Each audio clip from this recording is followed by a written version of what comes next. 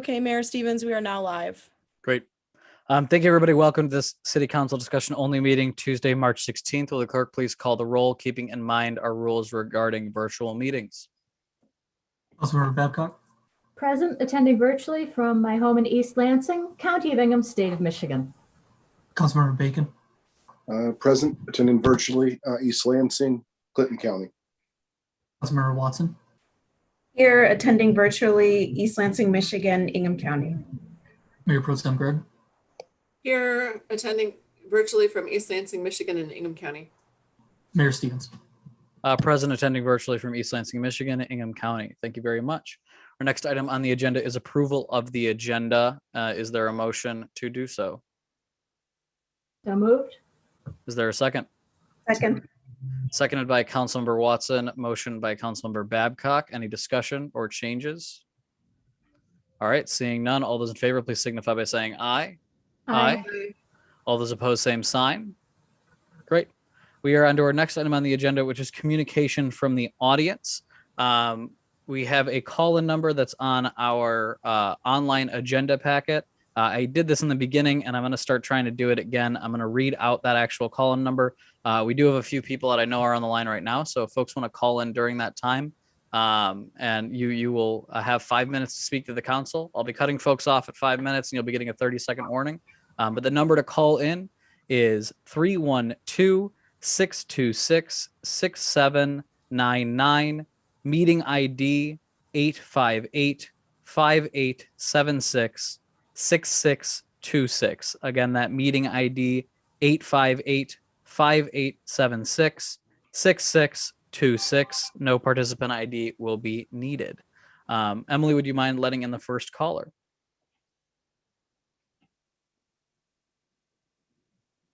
Caller with the phone number ending in 963, you are now permitted to address council.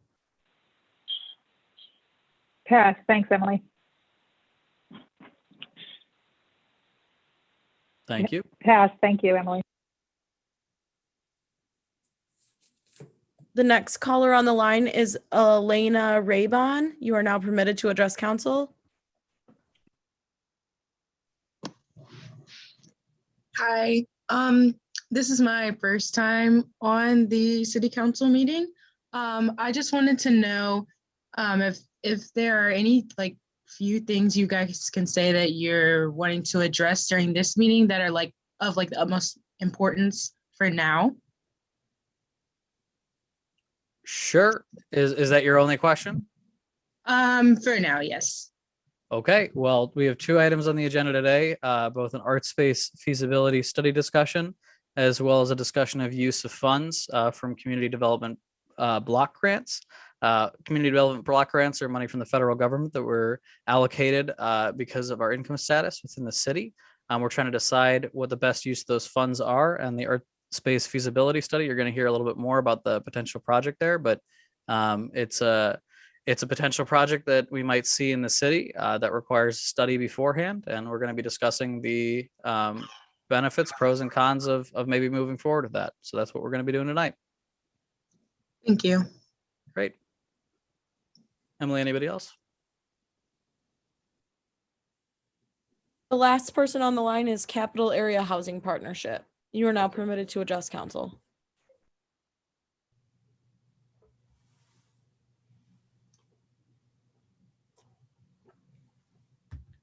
You can feel free to say pass as well. If you're not.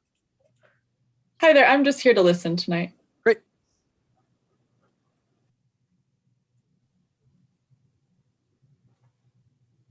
All righty. Those are all the callers on the line. Thank you very much, Emily. We are on to our next item, which is communication from council members. I will start with the Mayor Pro Tem. Switching it up. Yeah. Way to catch me off guard, Stevens. I don't really have anything specific to talk about today. I guess I've been hearing just a general level of enthusiasm from people in the community about the vaccine availability opening up. A lot of people that thought they wouldn't be able to get it for months are finding that they've got appointments available. I think that that's kind of leading us to look towards the horizon a little bit. Maybe there's a glimmer. I think, parents, a lot of East Lansing's parents, not everyone have got kids back in school. I think that's, added a little energy and enthusiasm to our household. So I'm kind of choosing to concentrate on those positive things today. And, I think we're taking steps towards getting through it. It feels like the first time in a long time that I felt like maybe this year is going to be in the background someday. So yeah, that's just what's on my mind. I don't have anything more specific to say tonight. Okay, great. Move on to Councilmember Bacon. Just want to say, just kind of build on what Mayor Pro Tem Greg was saying as we approach kind of this holiday and a big sports week. Just continue to kind of stay the course and just try to protect this progress. I think we are starting to see some things on the horizon, and in my day life, I'm in healthcare, and I can definitely see some things on the horizon. So I'm hopeful. And coming up on an anniversary for me, it had been 1 year since I've even been inside of some of my facilities as of March 11th. So I'm interested to return safely back inside of some healthcare facilities and other things like that in the near future. So there is a possibility of that now with vaccines starting to move forward, and there really seeming to be a good plan and good logistics in place. So continue to be safe, and let's just kind of take it to the finish line from here. Great. Councilmember Watson. Hi, I'll just stay with the tune for today. I've been working vaccination sites a couple times a week, and the energy is great as opposed to the energy when people were coming in to get tested who were most likely positive because they were symptomatic or not. And so I think we're on a fabulous path, and just continue to please stay safe and social distance and wear your masks until we're all in the clear. Thanks. Great. Councilmember Babcock. Thank you. Sometimes it's good to be wrong. I was worried about this Saturday downtown and the MSU students and early St. Patrick's Day traffic, and really none of it came to pass. I was wrong, and I'm really happy about that. Sometimes it's not so good to be wrong. So just as by way of public service announcement, we had a Commission on the Environment meeting last night. We accidentally put a passcode on it and discovered that about half an hour into the meeting. So we will be repeating that meeting. I will say that what happened during the meeting was voted on the agenda, voted on the minutes from last time, and there was a great presentation by one of our commissioners, who is also an MSU graduate student, about East Lansing's recycling. So please stay posted. We will be rescheduling that. All of that will occur in a public meeting. I apologize. I should have caught it. Most of my daytime Zoom meetings require a passcode, and my mind just didn't shift to city. So we will be repeating that. We're all aware of it now, and hopefully it won't happen again. So I think that's it. Thank you. Great. All righty. Now on to me. I have a number of things that I wanted to mention as we move forward. We have a holiday coming up tomorrow that is oftentimes marked with a lot of activity in our city. Now, this is something that we have been working towards putting things in place to try and limit and mitigate the spread of COVID-19. St. Patrick's Day is one that has certainly had a profound impact on the city of East Lansing in years past. However, this year brings new challenges.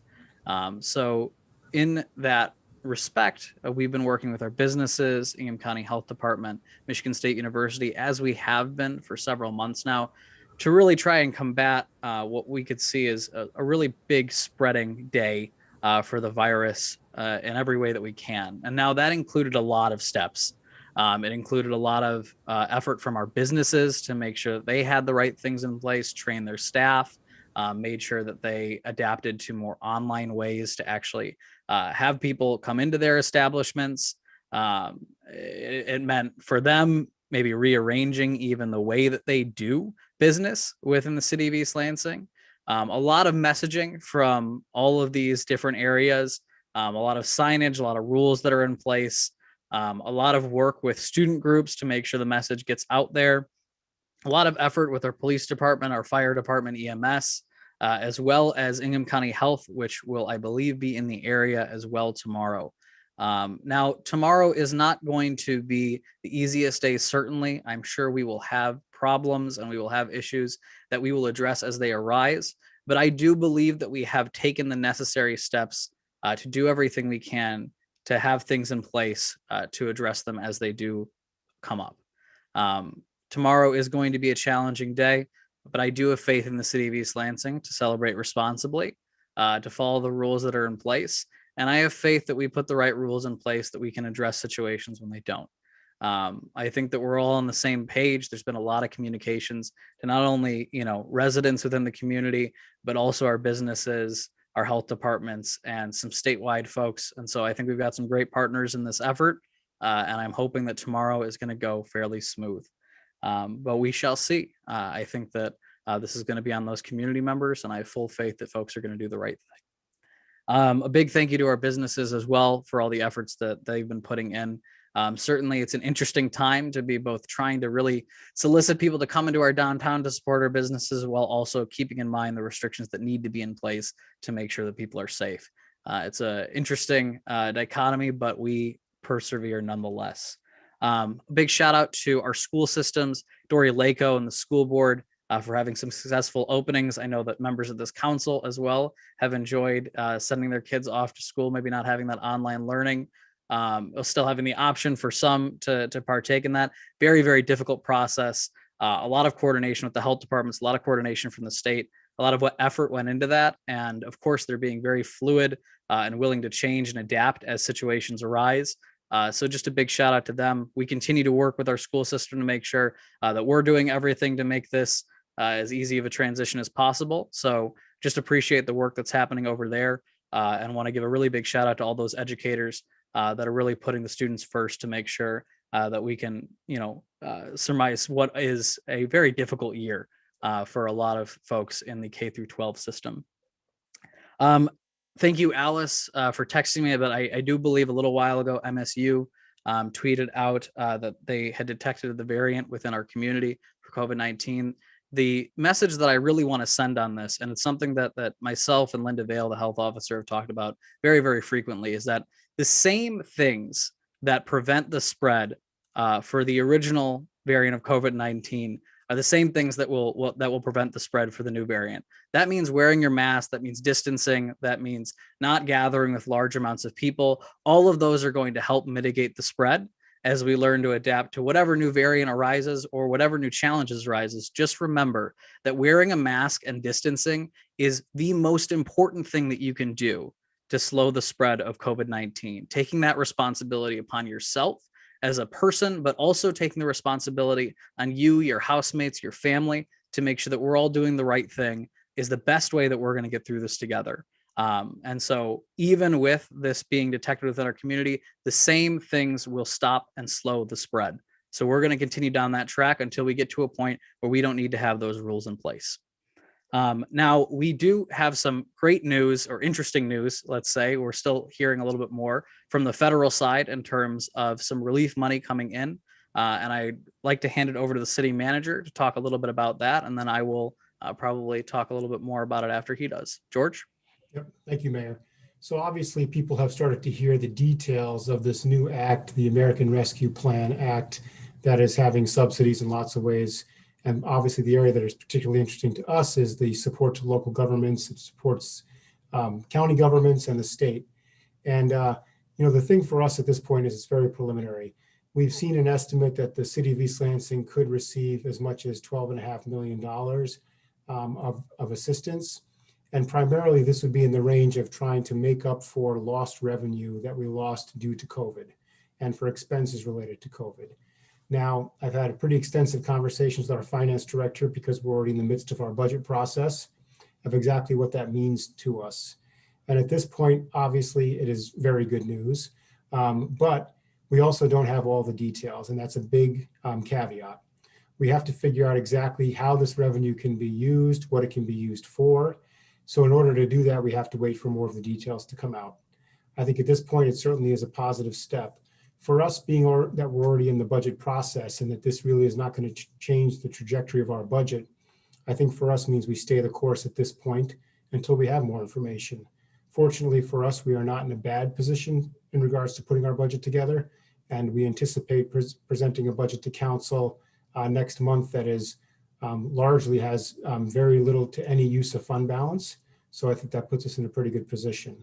And just like we said, when we looked at the impact of COVID and heard about the impact of COVID from last fall, we said our plan was to wait, just to keep a close eye and then to make adjustments as needed. And we did that. And obviously we navigated it quite well this year in terms of the fiscal year. And I think we would say the same thing in this side. This is better news. Last time it was bad news, but the process is the same. We'll keep an eye on it. We'll follow it. And as we get more information, we'll come back to council and we will have to make changes to the budget at that point, hopefully to the good, and help us navigate the situation. And I think that this will be a big benefit to the community when this comes through. Thank you, sir.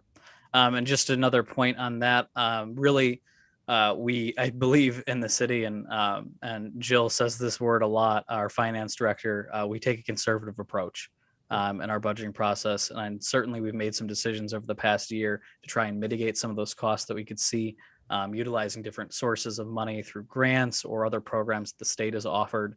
But we've certainly seen some expenditures, necessary ones, certainly to support our businesses, as well as some loss of revenue in different areas. And so, the prioritization of the federal side and the state side to really make these communities whole that have been losing revenue or losing money that they would have gotten in previous years is something that I'm happy to see a shift in. We saw it start with the governor's effort to try to make income tax cities whole. We're certainly seeing that now on the federal side. And so even though I believe that we really navigated this situation well, or are in a good position now, this is something that's going to help our city and hopefully a lot of other communities as well that are suffering. So as we get more information, we'll present more information to the council, we'll present more information to the public. But this prioritization of local communities and local dollars is certainly something that we like to see on the city side. And it's definitely a deviation from what we've seen in the past. So very appreciative of that on the state side and the federal side. Thank you. All right, on to our next item, which is our discussion items number 5.1, the Artspace feasibility study discussion. And I am handing this over to Mr. Cummins. Thank you, Mayor. Good evening, Council. So tonight's discussion item is on the Artspace feasibility study. As noted in the agenda item report, the DDA listened to a Adam, you're a little low. If there's a way you could speak closer. I'm not sure if anyone else has a problem hearing him, but just a little low. If you could speak closer, try that. Is that any better, George? Not that much. I'm not sure if there's anything else you can do, but perhaps everyone else can hear okay. It is a little bit low, but I think we can hear. Keep going. All right. Sorry about that. As noted in the agenda item report, the DDA listened to a presentation delivered by Artspace, by an Artspace representatives at its January 28th meeting. This is what sparked the discussion item before you tonight. Just a little background, Artspace, they're a nonprofit, they're a real estate developer, and their focus is the arts. And essentially, from what I've read in the materials and on their website, they're a pioneer in placemaking and placekeeping initiatives. Its mission is to create, foster, and preserve long-term affordable space for artists, art organizations, and the entire creative sector.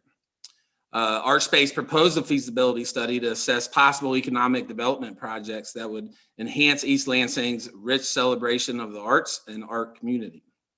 The purpose of the study is to quantify the overall demand for arts and creative spaces, identify the types of spaces, amenities, and features that the artists want and need, inform site selection, design, and programmatic decisions, maintain community involvement throughout the entire process and project, and to help secure funding. And so with that, I have Wendy Holmes with Artspace and DDA Chair Peter Dewan on the line to answer any questions you may have. Go ahead, Wendy. You guys could hear what I said. Hi, I'm Wendy Holmes with Artspace. Thank you so much, Mayor and Council, for having Artspace on the agenda. Peter, do you want to say anything else? Peter, you're muted. Sorry. I'm sorry, can you hear me now? Yes, we can. Great. Thank you, Mayor, and thank you, Council, for providing this opportunity to address you with regard to Artspace. As Adam had provided, the DDA was fortunate enough to have a presentation with Artspace on our January 28th meeting. And I'm particularly excited and feel that our community is rather privileged to be having this conversation with Artspace, and Wendy will go in greater detail their experience across the country. You know, I think what we really need to be doing in our community is to completely harness our creative sector. And you don't have to look too terribly far to see all the tremendous cultural offerings that our community has, with the Broad Museum, the art fair, the Jazz Festival, the Kresge Art Museum, our concerts in the park, our community theater. You know, the picture that I put as my virtual background is just a picture of Albert Street during our art fair. And yet I recall just as a resident of the community, how much our community came alive when we were privileged to host the National Folk Festival so many years ago. And we've continued on in trying to create cultural offerings and creative opportunities for our community. I think what Artspace can provide, and again, tonight we're going to be talking about a feasibility study, but not only does it help further define our community as a destination location, it also helps us to create placemaking opportunities. But more importantly, it's an economic driver for the many people that will come to our community, spend money in our downtown, and also provide a diversity of housing opportunities. So I'm rather excited and encouraged that we're having this conversation in our community now. I think our community is going through a tremendous renaissance at the moment. And I would encourage you to hopefully support the recommendations from the Downtown Development Authority. We voted unanimously 10-0 to encourage the City Council to consider appropriating $30,000 for a feasibility study. So with that kind of as a backdrop, again, thank you for allowing me the opportunity to provide my ideas and my thoughts, and welcome Wendy to East Lansing. I'm glad that you're able to address our council this evening. Thank you. Would you like me to share my screen just to go through the slides that we sent ahead of time? That'd be great. Yeah. Okay, I'll go ahead and do that then. And let me know if you're seeing them. We are indeed. All right. So just a quick overview, and please feel free to ask questions along the way. That is absolutely fine. Artspace is a nonprofit. We're based in Minneapolis. We work all over the country. Just a second. And just as a note, council members, please feel free to just chime in with questions. As Wendy had indicated, I can't see everybody on my screen, so there's no need to let me know. Yeah, exactly. Yep. Perfect. So our mission as a nonprofit is to create, foster, and preserve long-term affordable space for artists and arts organizations. And we've been doing this work since 1979. When we think about who is an artist or who is a creative, each community really has their own definition, and you will have special art forms that are more prominent in East Lansing than others.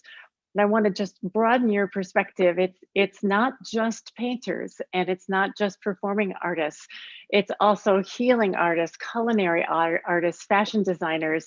It's a lot of people who are already in your community, and you may not even know that they are a creative person because they're making your coffee in the morning at the local coffee shop. They have a lot of service jobs that they do in your community in addition to doing their art. So I just want to open everyone's minds to what we mean when we say the word artist or creative.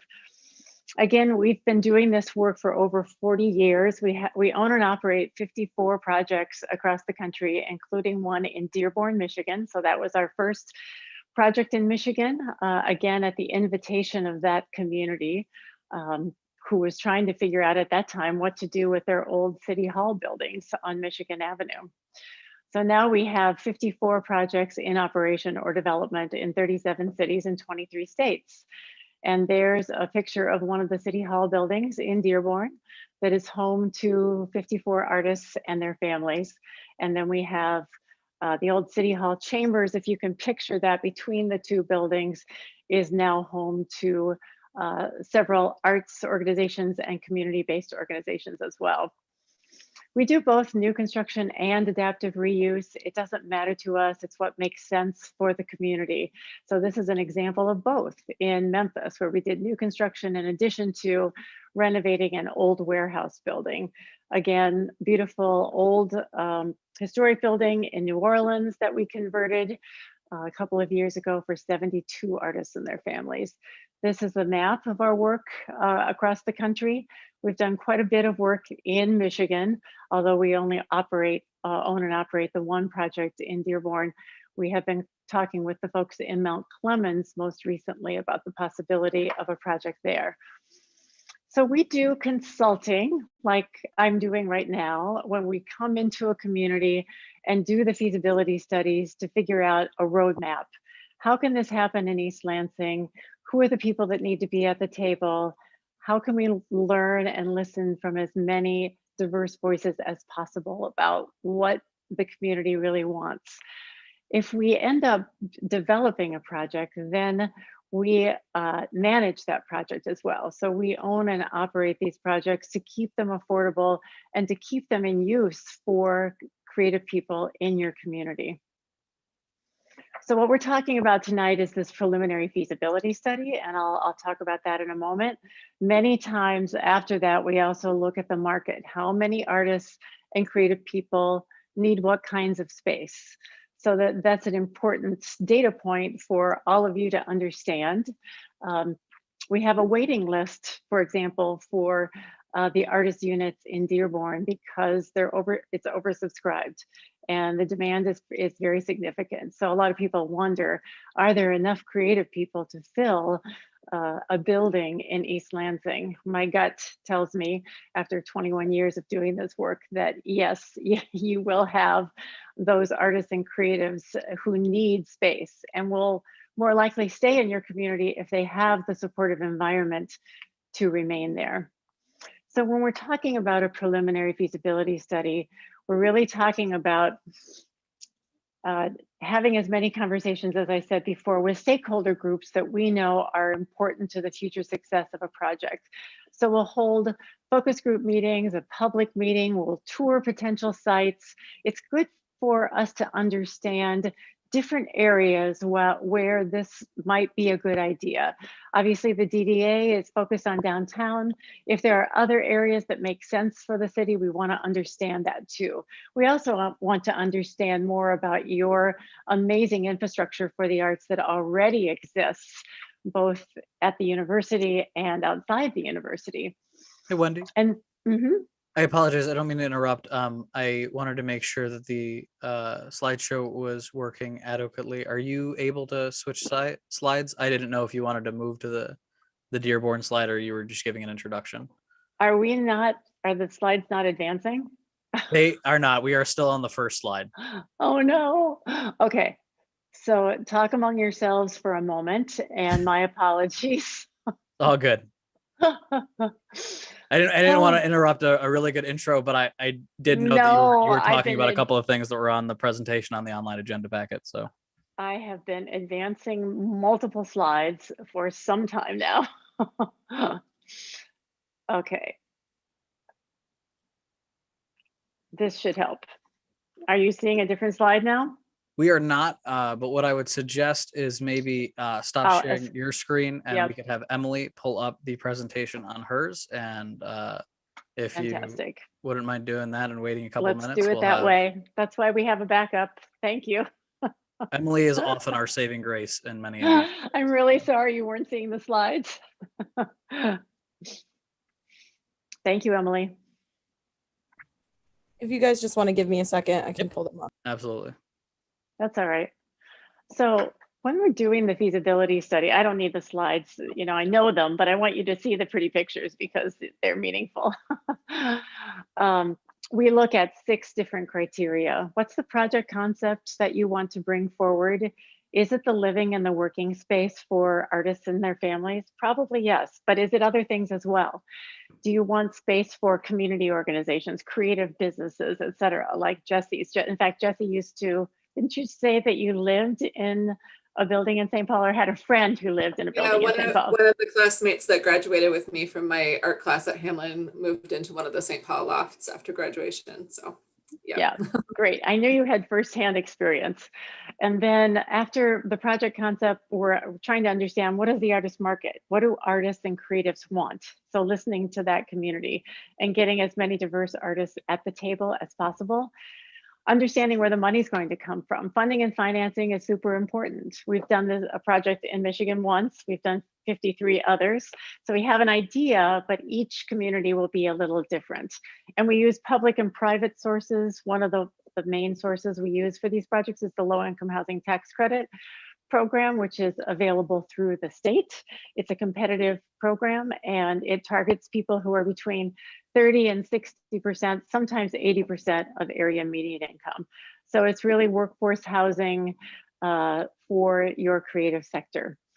And we'll talk a little bit more about the funding and financing in a moment, because that's where you really want to see the slide.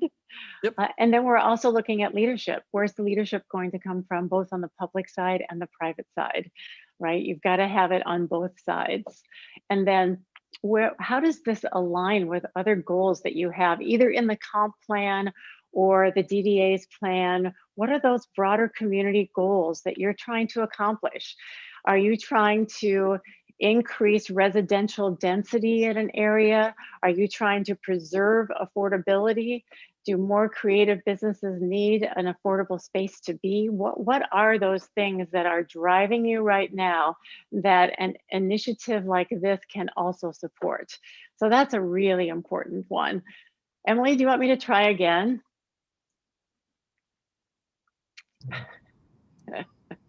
We'll just give her a minute. We've done this a couple of times, so I'm sure it's taking a second. But okay, yeah. No. Does anybody no on worries. council have any questions so far? Yeah, Wendy, I was just wondering, are you on a certain page right now that people can scroll to? Yeah, the presentation that you're describing does have, it's on our online agenda packet as well, so we can scroll to that page if you're describing something specific. But that being said, I do want to wait to make sure that folks in the public that are watching can see it as well, although it is available online. Absolutely. I'm happy to try again.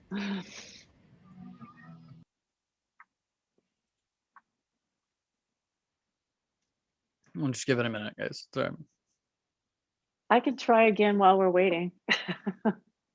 Yeah.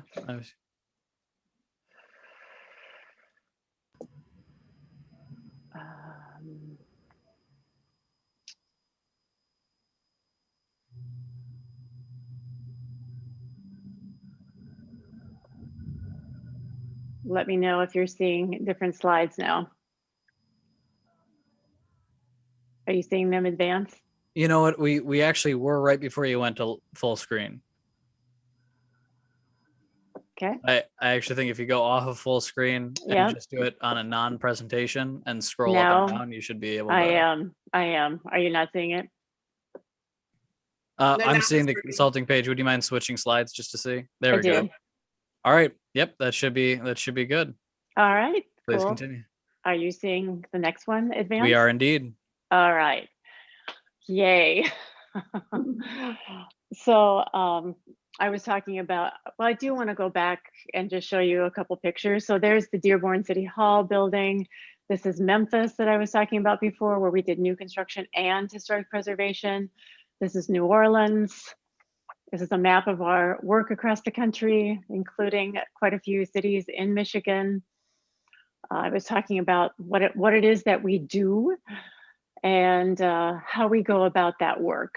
And then we were on the preliminary feasibility study. So did you see all those slides? Thumbs up? Okay. Can you back up one? Wendy, would you mind backing up one? There we go. I guess, so I don't want to interrupt your flow of your presentation, but this is kind of what I was most specifically interested in terms of our discussion tonight and whether or not to allocate this money is what, I mean, not to be crass about it, but basically like, what do we get for that $30,000 initial outlay, right? So, and that's this. Previous to my election to this seat, I served on our Arts Council, our Arts Commission. And that body had been looking about actually commissioning a study, not a feasibility study, but more of a cultural alignment study with a kind of an eye towards writing a cultural arts plan for the city that would be kind of referenced by multiple different agencies. We ended up not moving forward with that because it was too expensive for that body's budget, which ended up being pretty close to the consulting fee that we're talking about tonight. It was right in the range of $30,000. And it seems like a lot of the metrics that you're looking at bringing into your study are things that that body would have, you know, gotten through the RFP, which we didn't end up going forward. So I just kind of was curious about, you know, I guess what's involved with it and then what form it will come back to us and how much, what information will be included in that. Sure. So this is not a cultural plan, right? It's really focused. So it's different than that. It's certainly compatible. And in many communities, we love it when there's already a cultural plan in place. And sometimes the cultural plans also call for creative space, right? In this study, what you're getting is our time on the ground and our experience, right?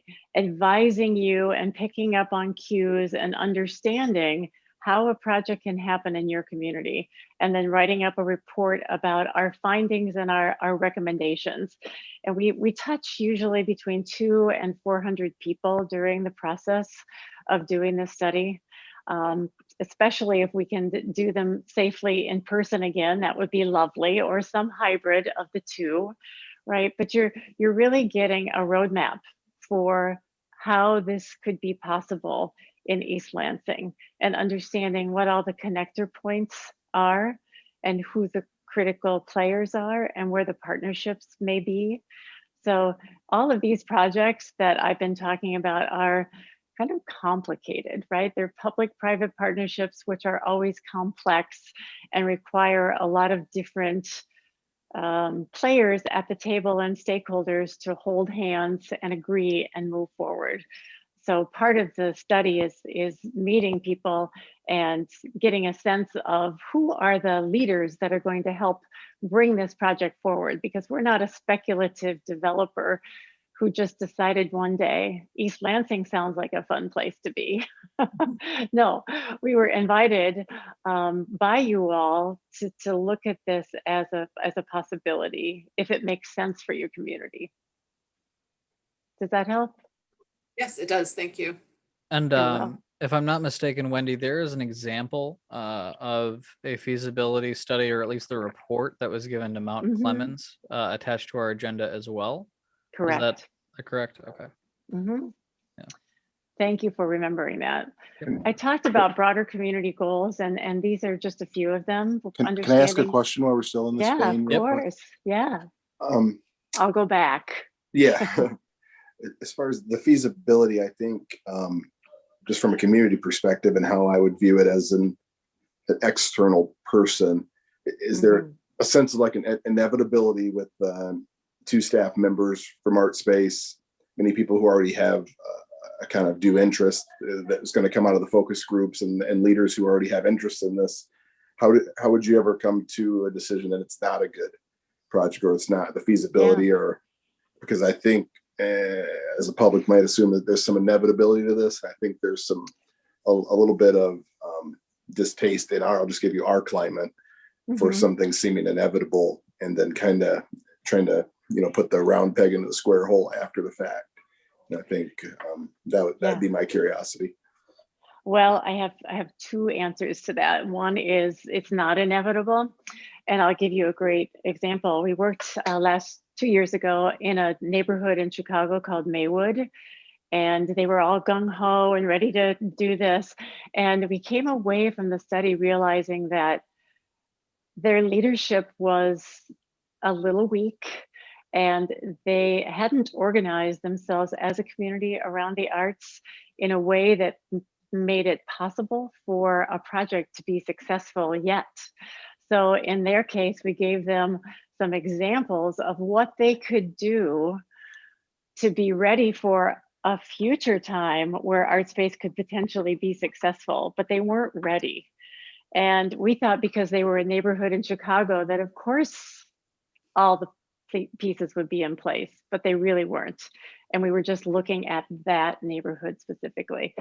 And then another example I'll give you is that, again, in Chicago, because we had worked in so many places in Chicago, we thought we didn't need to do another feasibility study for a potential project in the Pullman neighborhood on the south side of Chicago.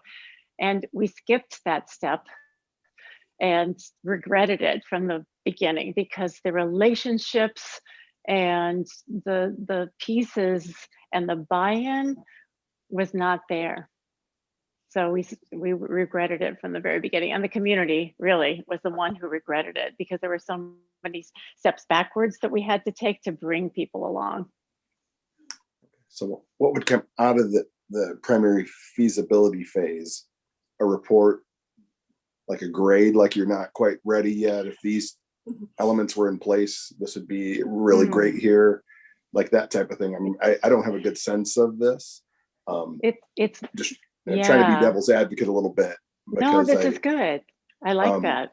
Making sure that it's not heavy-handed, and you know, you have skin in the game, and there may be, you know, one. It's like, yes, you guys have this, and East Lansing's artsy, but really making sure, you know, that just how do you keep those two things separated, because it's not necessarily impartial at this point, and that's the part I can't get my mind quite around. Okay, well, I love this, and it's keeping me on my toes, right? We don't need, let's put it this way. We work at the invitation of communities, and we have plenty of work to do. So it's not as if we're needing to work in East Lansing to make a bottom line, right? We're really a nonprofit who's focused on the mission of creating and fostering and preserving affordability for creative people. And when we sense that the leadership is in place in a community to look into this possibility, then we're all in. But we always start with this feasibility process to make sure that all the pieces really are in place. And if they're not, pointing them out, right? So if you had this, and this in place, we think you could be successful. But right now, we think there's a few other things that you may need to do. So in a report, we'll talk about that. And we'll talk about, of those 6, we focus on those 6 criteria that you see on the slide. And that's really what we're looking at. We're looking at all of those things. You know, there are some communities too where the funding is very difficult and challenging. And while that's always a challenging thing, we know that in certain states and cities, it's much harder than others. And so those are some of the things that we also want to focus on. And we've never done a project in East Lansing. So we may understand the state, but we don't understand you all. So it really is a learning process. It's a lot of listening. A lot of listening. Perfect. And last question, East Lansing being kind of a tale of two cities, and one side of Grand River and the other side, are you guys have experience with college towns and kind of creating that synergy between the existing arts things that are going on at Michigan State and East Lansing and all, and kind of pulling it all together? Would that be unique? We have worked in other college towns, Hamilton, Ohio, where Miami University is based, Minot, North Dakota, where NDSU is based. So we've worked in smaller communities also where there's that tension between town and gown. Absolutely. We think it's kind of exciting. And it will be important to have both players at the table, obviously. Thank you very much. Thanks for your good questions. And I can go off script here. I don't have to follow these slides. It all depends on what you all want. I'll continue and you just jump in whenever you'd like. We talked about the broader community goals. Understanding what those are in East Lansing is very important, and they could be different for the university versus the city as well. So I appreciate Councilmember Bacon bringing that up. Oftentimes after a feasibility study, that's when we look into the artist market a little bit more to understand how many creative people need what kinds of space. I don't want to focus on that too much at this point, but just to let you know that that is often a second phase of this work. We also do technical assistance with nonprofit arts organizations and others who are creating space for artists. That's not what we're talking about here, but that's another thing that we do.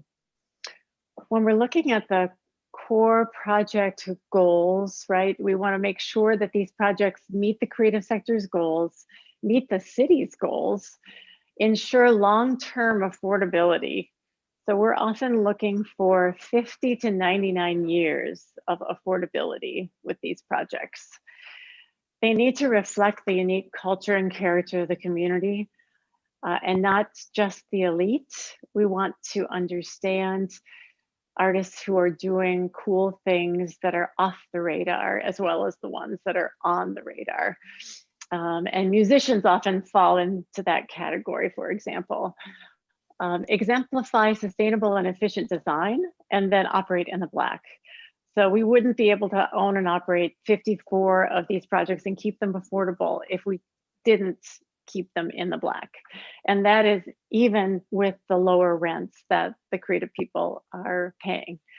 And that's because we don't take on a lot of debt. We make sure that these projects have all the funding that they need from the beginning so that there's not a lot of future debt. These are just a few other pictures, including Dearborn again. The buildings are all designed with creative people in mind, right? High ceilings, large windows, access to natural light, flexible floor plans, and durable surfaces, and large common areas that the creative people in the building can program. They can program for events. This is where they bring the public in. This is where the public interfaces with the creative people. So with the residential space, and most of the buildings that we do are a mixture of uses, right? On the residential side, because we're typically using the low-income housing tax credit from, in your case, from MISHDA, the state agency that oversees that program, we're really focused on people who are between 30 and 60% of area median income. Today, sometimes you can go up to 80% area median income as well. There's a local advisory committee that, together with Artspace and a local property management company, interviews all of the creative people.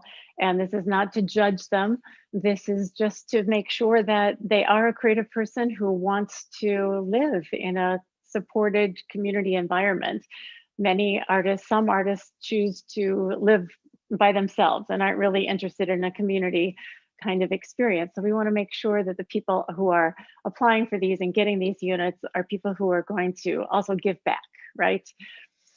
The artists must have a recent body of work that they can show for themselves, whether it's some kind of music recording, a portfolio.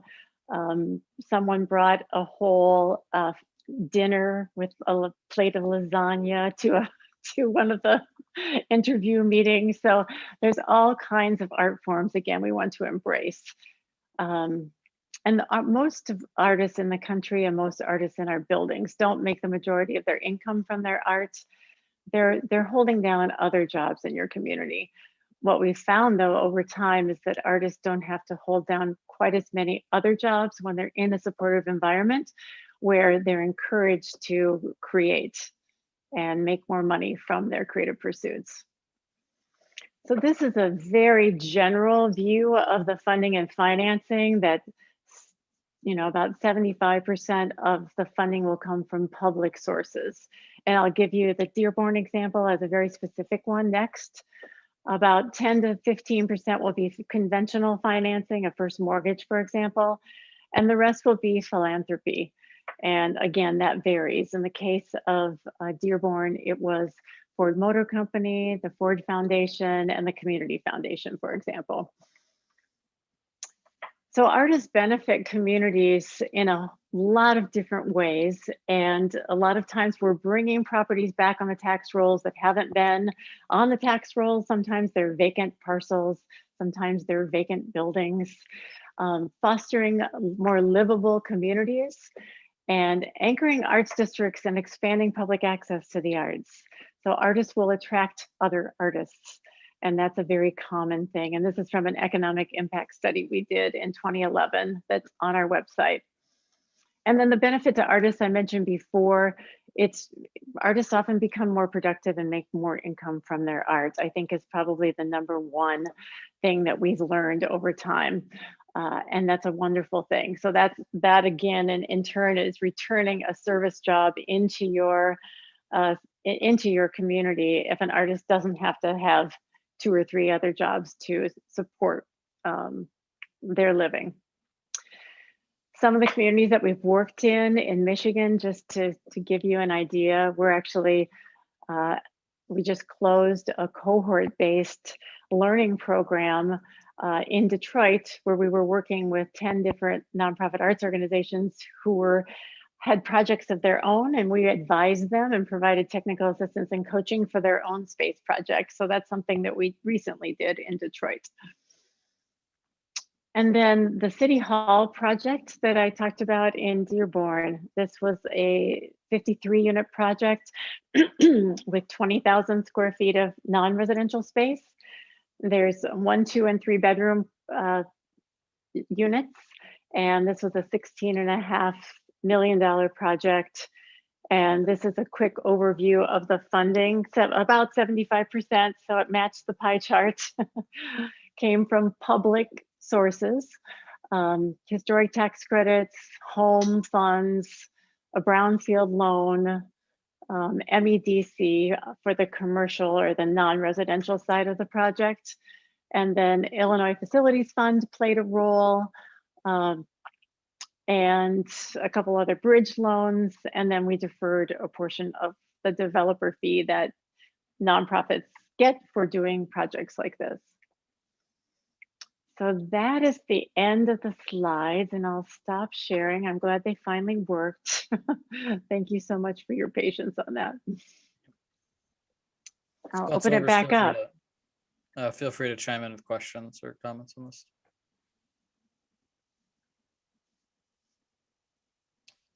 If not, I can give some initial thoughts. Go ahead, Ron. Yeah.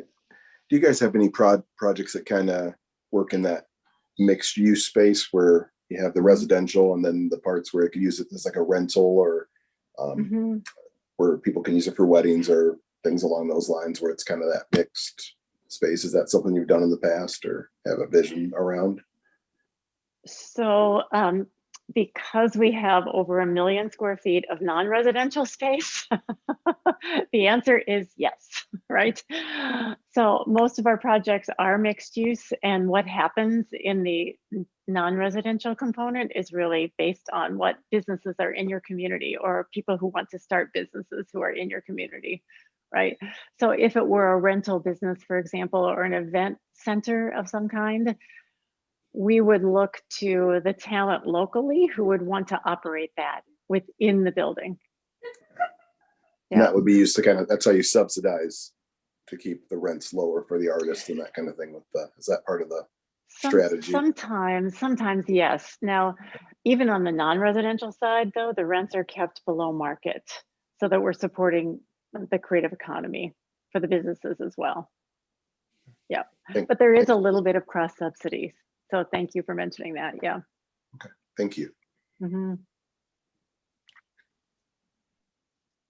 Would you mind talking a little bit more about that second phase, the artist market study? Would that also be something that the city would be covering the cost for then as a second stage if we were to get to that point? So sometimes the cities cover that. A lot of times it ends up being paid for by the community foundation or a foundation that's met along the way in the process of the feasibility study is what we find to be more true than not. But it's an important second phase before you get into the specifics of development to get that data about how many creative people need what kinds of space. Okay. Yep. Other questions from members of council? I have a question. Yep, go ahead. Yes. So I noticed on your website that you guys have Artspace for Change, and it talks about your commitment to anti-racism. Mm-hmm. You're also committed to being an anti-racist city. And I was wondering how, since 1979, or since the summer, you all have changed the way you do work. Yeah, that's a great question. It started before George Floyd was murdered, but it certainly ramped up after that. And since we were the home city of all of that, we were more in the spotlight in that regard.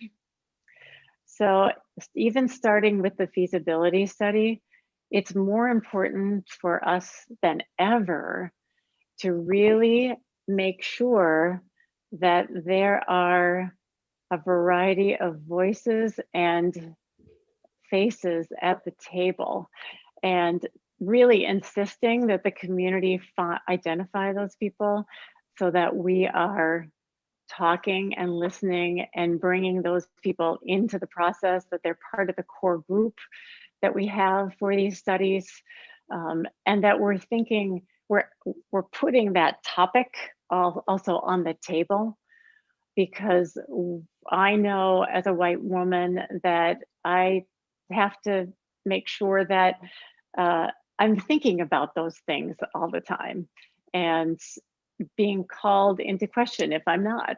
So we're very, I would say, much more intentional about that. It doesn't mean we're perfect, but we try to think about that and be more intentional about that. And so if that's an area of interest to you, Councilmember Watson, I really would love to have your voice at the table. Go ahead, Ron. Yeah, just to build off what Councilperson Watson was saying, I think it's beyond that. I think it's there's economic, there's a dollar factor that we're not capturing by not capturing that diverse dollar in a lot of ways, making sure that everyone thinks everything's for them and not just kind of a pass through. I think that's the secondary issue too. I think there's a lot more dollars that we could capture as a community by being more inclusive and being more welcoming and being more just kind of living out the things that I think we'd say we are.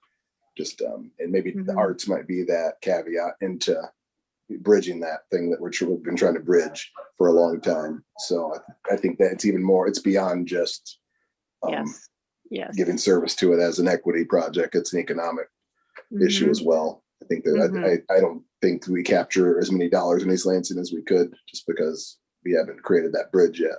So maybe that could be part of the answer as well. So I love that, and arts is a great bridge.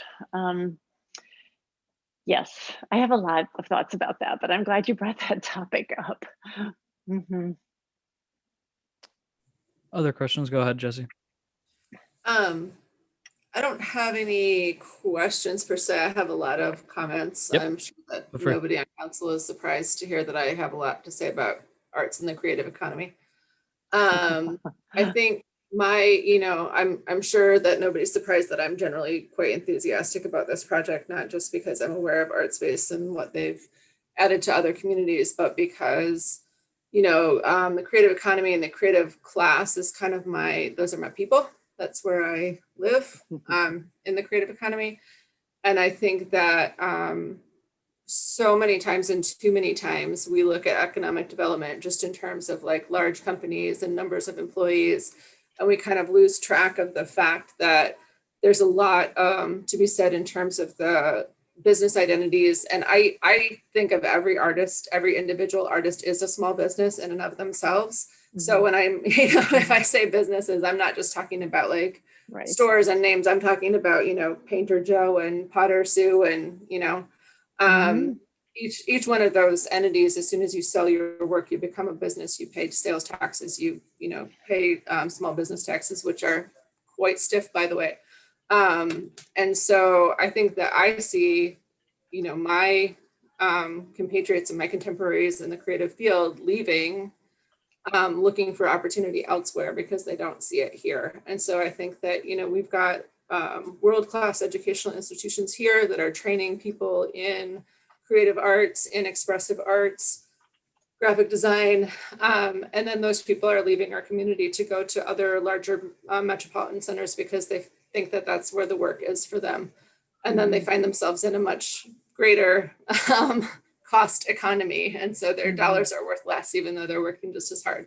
So I'm very invested in the idea of keeping those creative businesses here, keeping those creative individuals here, benefiting from the quality that they bring to our community, the vitality that they bring to our community, and then knowing that having that base and that livelihood and vitality is part of what attracts other types of businesses to the area as well. It's kind of a whole economic ecosystem, and the creative class is definitely part of that. So, and then, another thing that I've been quite vocal about on this council is affordable housing.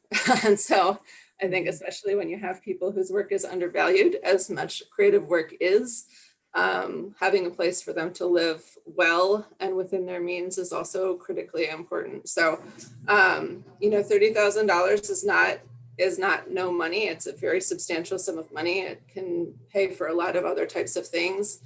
It's a down payment on a house. It's also, several of our recently installed public artworks cost well in excess of that. And so I kind of look at this money as an investment, as a type of public artwork. Can we as a community sustain this kind of development? So although it's definitely not a small quantity of money, I do see the worth in it. I will support the idea of this in whatever form it moves forward. I guess I do have one question, Wendy, in terms of timeline, if you wouldn't mind kind of outlining, I know that every community is different, but kind of how do you anticipate your feasibility study playing out over what period of time? Sure. Well, right now it could depend on if you all want to wait till everyone's vaccinated and have it be in person, or if we want to start sooner rather than later and do this virtually or do some kind of hybrid, right? So if we did it virtually, we can start in 6 weeks probably, because it takes time on your end to help put a core group together and make sure that all the invitations are out for the meetings, et cetera. And then after we do the focus groups in the public meeting and the site tours, whether it's virtual or in person, then it takes about 6 to 8 weeks to do the research and write the report, right? So it's typically about a 4-month period of time. And I'm just saying it could be a little different now because it feels like we're on the verge of being able to do things more in person, but not quite there yet, right? So I think with that in mind, I just wanted to put something out there, which is that we have a very stark contrast between the summer months and the school months, and it might be beneficial to wait, first of all, for vaccinations to take hold, which is, obviously logistically important, but also our population of our town is very different in June, July, and August than it is September through May. And so understanding that the university and that the students at the university are a pretty critical audience, it might be best to wait until closer to when school is in session to just really fully engage that part of our community.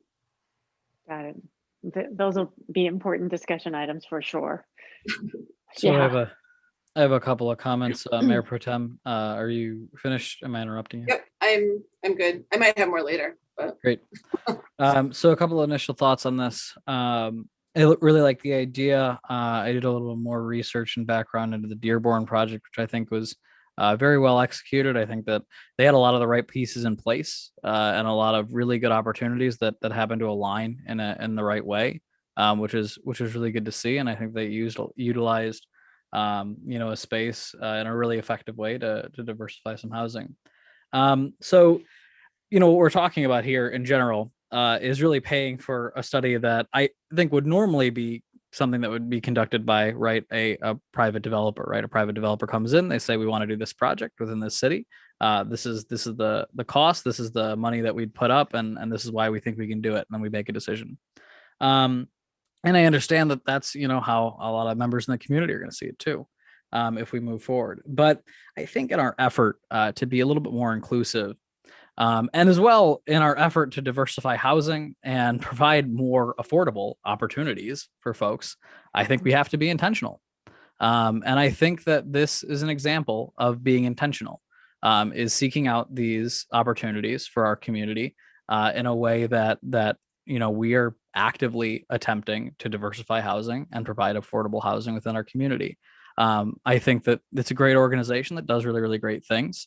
And I think that really, when we talk about the new direction that the city's heading in, and again, being intentional about our work, we have to, put that investment in as well.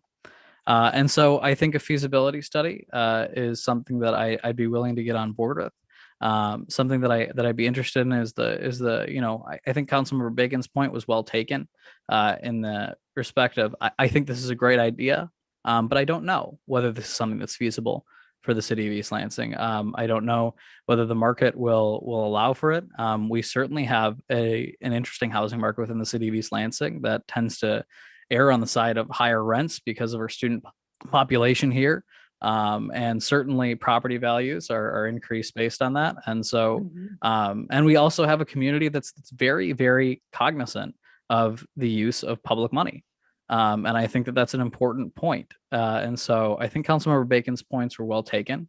But a feasibility study in this kind of echoes the sentiment that we've been saying for a really long time, which is we want diversity of housing within our community, and we want to see affordable housing within our community.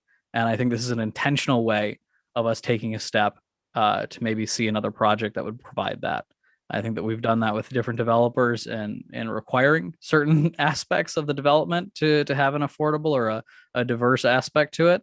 But I think that, really going forward and trying to create a project that would be entirely this is something that I would certainly like to see. And I'll just say, if a developer were to come by and propose something like this to us without, a feasibility study necessary, I'd probably have some of the same questions that would be answered in the study itself. So I'm in favor with moving forward with this right now.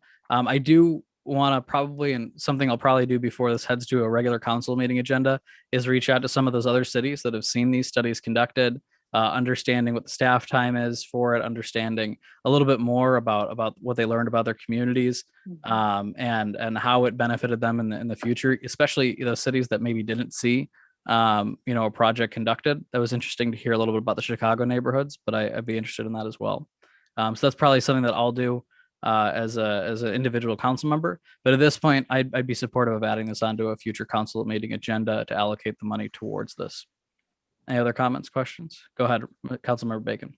Yeah, I'd also like to lean on Councilperson Gregg and Councilperson Watson's experience, and if there's documents that have dust on them somewhere that you guys are discussing, kind of where they were halfway down this road or a third of the way down this road before in discussions around art. I know you both have backgrounds and in these areas. I'd like your input along the way here as we're moving through this process. For me personally, my creative juices are low, so I'm interested in hearing from you guys directly.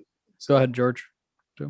One item, I would like to go back and have an opportunity to talk with staff, and also maybe perhaps go back to the DDA and or the Arts Commission or others to see if there are other organizations that want to help us fund this perhaps. But obviously the city can be the primary funder, but perhaps there are other entities like the DDA that can contribute some amount of money to help offset some of that cost. But of course it's council decision in the end, but that might help make it a little bit more palatable Yep. Peter, you're the chair of the DDA. You're speaking here, and obviously you don't speak on behalf of the entirety of the DDA, but as an individual who does sit on the DDA, do you think that would be something that you as an individual would be open to? Yeah, if it were just me, and I'm only speaking for myself, I'm not speaking for the entire DDA. I have seen a countless number of studies that have been conducted over the years that we have funded. Everything from traffic studies to demographic analyses to recruiting certain types of businesses. I think this feasibility study strikes at the core, and I think, Mayor, you aptly responded as far as the types of things we would like to see in our downtown with regard to diversity of housing, as well as low to moderate income housing and affordability. If it were just the DDA's decision alone, likely, again, I would be voting in supporting monies from the DDA's budget to support this. Because the feasibility study will take in areas that are not just exclusive to the DDA's district, and it could be other parts of the city.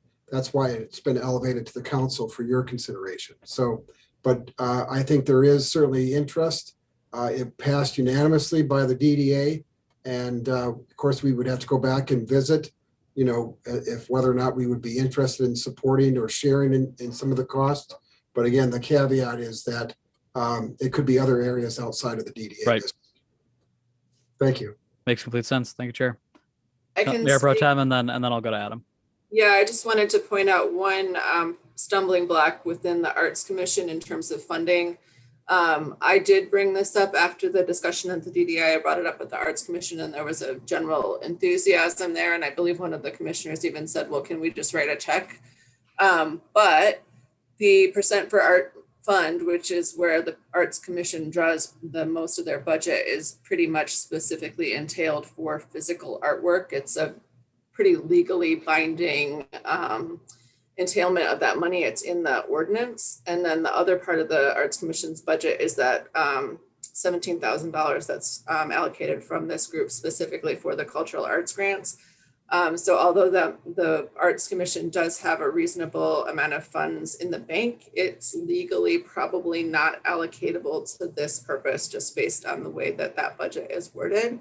I think they would love to if they could, but as of right now, it doesn't look like we could use that money. So we'd have to look at it and see if there was some, I guess we could have our new lawyer look at it. I don't know if we've had our new attorney look at that ordinance and see if it's quite as binding as we interpreted it to be, but. We could look into that as well. If they're interested in supporting it, we certainly could look into that as well. Okay. Adam? Yeah, I was just going to add that I'm happy to reach out to some of our partners and see if they'd be interested in funding the study between now and next council meeting. And then we also have a DDA meeting on March 25th, and we will have another discussion on this topic there as well. But in the meantime, I'm happy to reach out to other partners, see if we can get some more funding. Yeah, leveraging funds is always a good thing, especially in terms of studies, and it's not something we are adverse to in the city. So I think that as the chips may fall where they are, I think that we have support on council at this point to bring it to a regular council meeting with the allocation of funds, understanding that there may be maybe a partial funding from other sources like the DDA or maybe some community groups that Adam or staff might reach out to. Is that an apt assessment? Great. All right. Thank you very much, Wendy, for being here with us. We'll most likely see you on a future council meeting. Peter, thank you for your leadership on this issue, and glad to see it come to a council meeting agenda. Go ahead, Dana. Sorry, Mayor Stevens. I actually was waiting my turn. Oh, I'm so sorry. Go ahead, please. Yeah, I'm sorry. So my one question is for you, Peter. I noticed in your letter that you all recommended late spring 2021 that the study begin. And I was wondering what some of the conversation was, because as you know, Mayor Pro Tem was talking about fall of 2021 that the study would begin. Yeah, thank you, Councilwoman Watson. The conversation at our January 28th meeting was in the context that perhaps we would compile various individuals into a group to be part of the feasibility study. And we thought that process would commence sometime, maybe April, sometime in the spring. So that was the idea when the letter was originally sent to council. But given what Mayor Pro Tem Greg has said, that those are considerations that certainly are worthy of the council's consideration. But that was the context in which the letter was sent to you, that it would take some time to identify the appropriate individuals to serve on a feasibility study, and it was just more of the administrative time allocating, to allocate it to put that committee together, and then be prepared to do the feasibility study virtually. Okay. Thanks. Thank you. Thank you. My apologies, Council Member Watson. I didn't mean to skip over you. All right. Anything else on this topic? All right, George, does staff have clear direction on how to move forward? Yep, we understand we'll be taking it to our multiple partners and then bringing it back for council's consideration shortly thereafter. Great. Good to hear. Thank you very much, guys. Thanks for being with us. Thank you very much. Thank you. Appreciate your time. All righty. Our next item on the agenda is 5.2. I want to make sure really quick that I'm being cognizant of folks' time. Does anybody need a break before we get into our next item? I wouldn't mind a 5-minute break. All right. It is 8:17 right now. If I could expect folks back at 8:25, that'd be great. So we'll take an 8-minute pause before we get on to our next item. Thanks, everybody.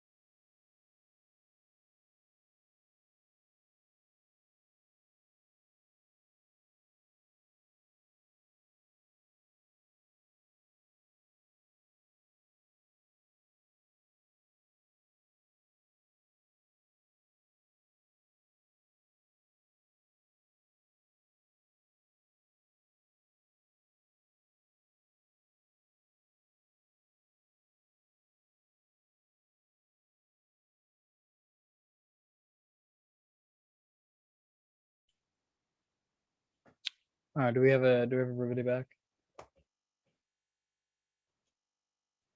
I will wait just a little bit.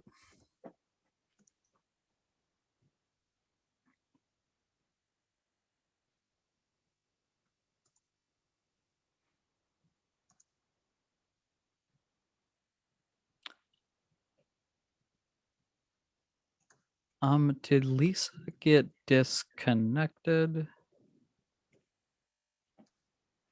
Jesse, would you mind texting her? Yeah, let me find my phone.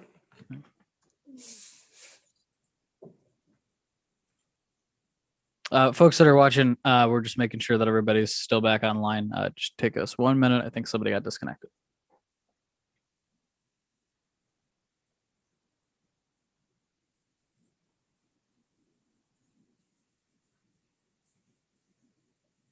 If she doesn't see my text, I'll call her. Okay.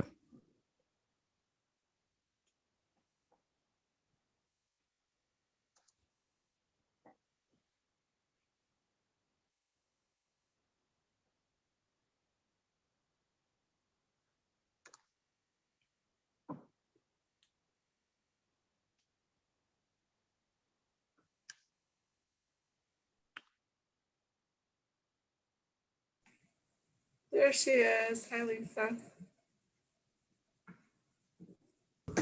Lisa, you with us? Yes. Great. All righty. Thanks, everybody. Welcome back. We are on to our next item on the agenda, which is further discussion of our CDBG funds and programs. And I'll hand this over to Amy.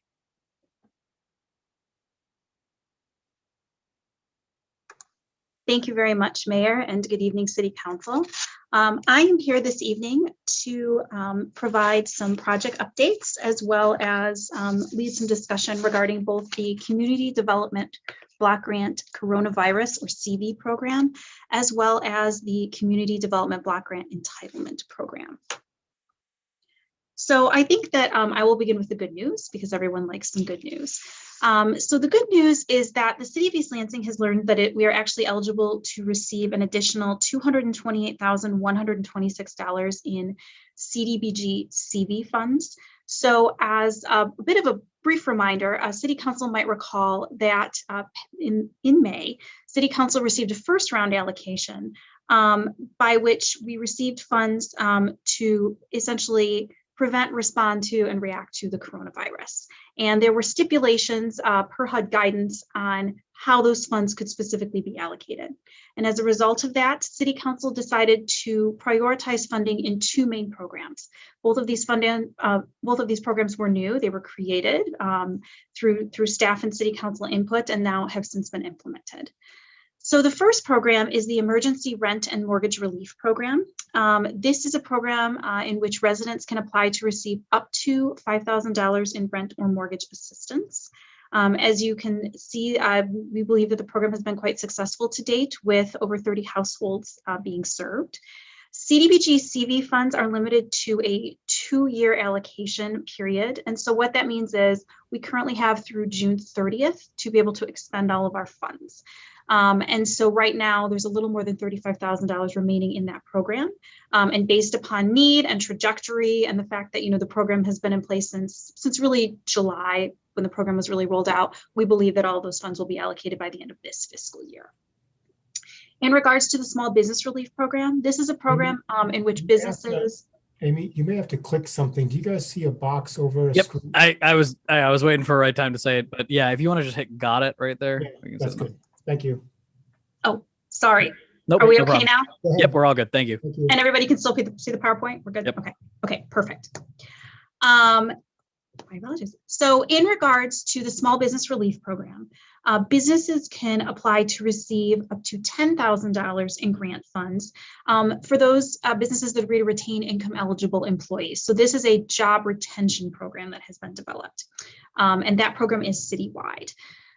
13 businesses have actually been awarded grants to date, and we have a little more than $53,000 remaining within that program budget. Again, based upon current trajectory, we also believe that that program could be fully expended by the end of this fiscal year, which would leave a gap for next fiscal year. So Given sort of these program successes at this time, it is staff's recommendation that City Council might consider to just continue to fund the existing programs. As I mentioned before, we do have an allocation of a little more than $228,000 with one sort of program enhancement. So with the rent and mortgage relief program, we have found that there is some need amongst residents for utilities assistance. And so we might recommend that we continue on with the program and the program guidelines, but that persons might also be able to apply for payment towards water bills, gas bills, and electric bills. So given that, we might recommend at this time that we put approximately $128,000, $126,000 towards that program. And then in terms of the small business grant relief program, we recommended $100,000. That would obviously approve up to at least an additional 10 businesses as well. In terms of process, because these are coronavirus funds, the intent is that the funds would be allocated quickly, right, throughout the community. That is sort of the federal government's wish.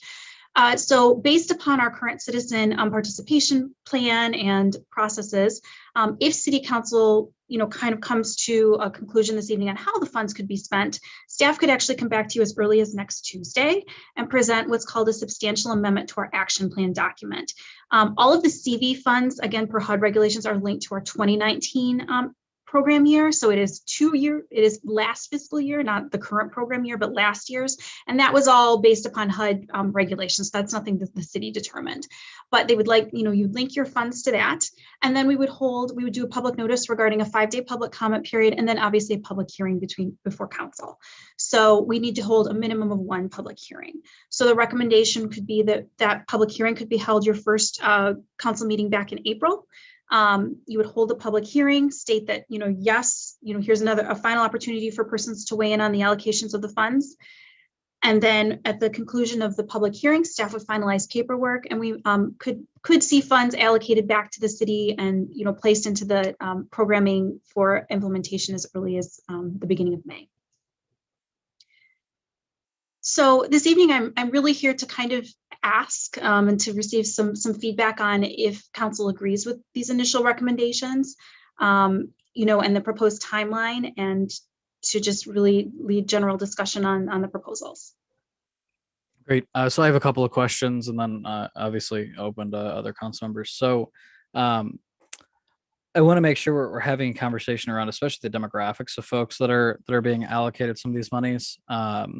We obviously receive funding, and the coronavirus funds are a little bit different, obviously, than our normal CDBG funding. But, I want to make sure that we're also serving our student population, and some of those folks, might not have qualified under some of the guidelines that we had put in the program before.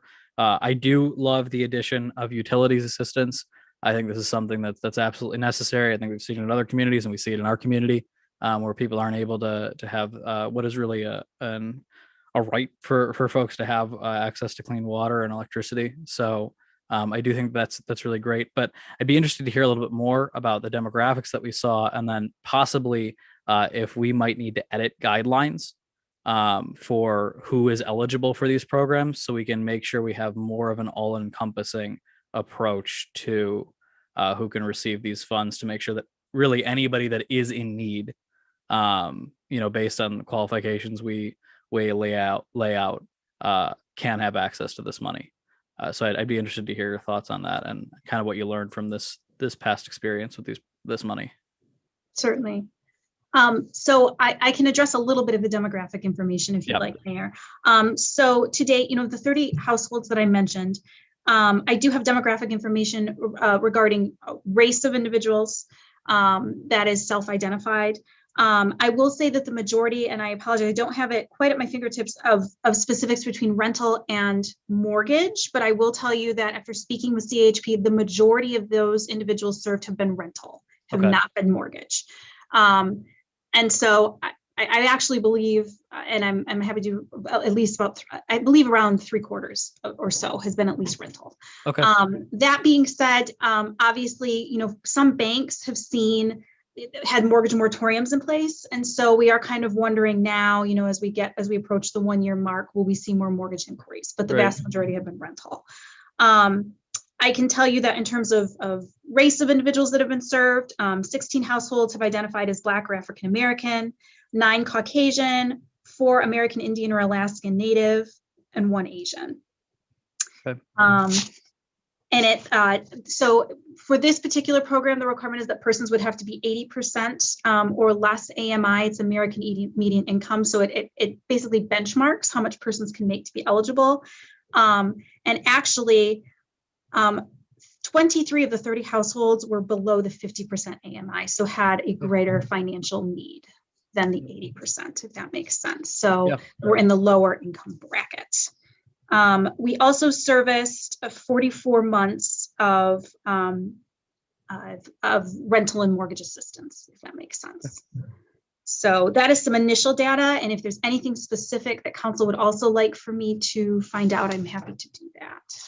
Yeah, well, that data is actually very, very helpful for me to understand a little bit more who that money's going to and how it's being served.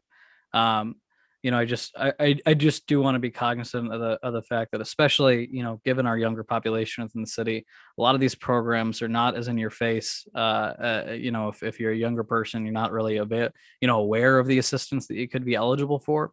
We got a lot of students struggling right now within our community.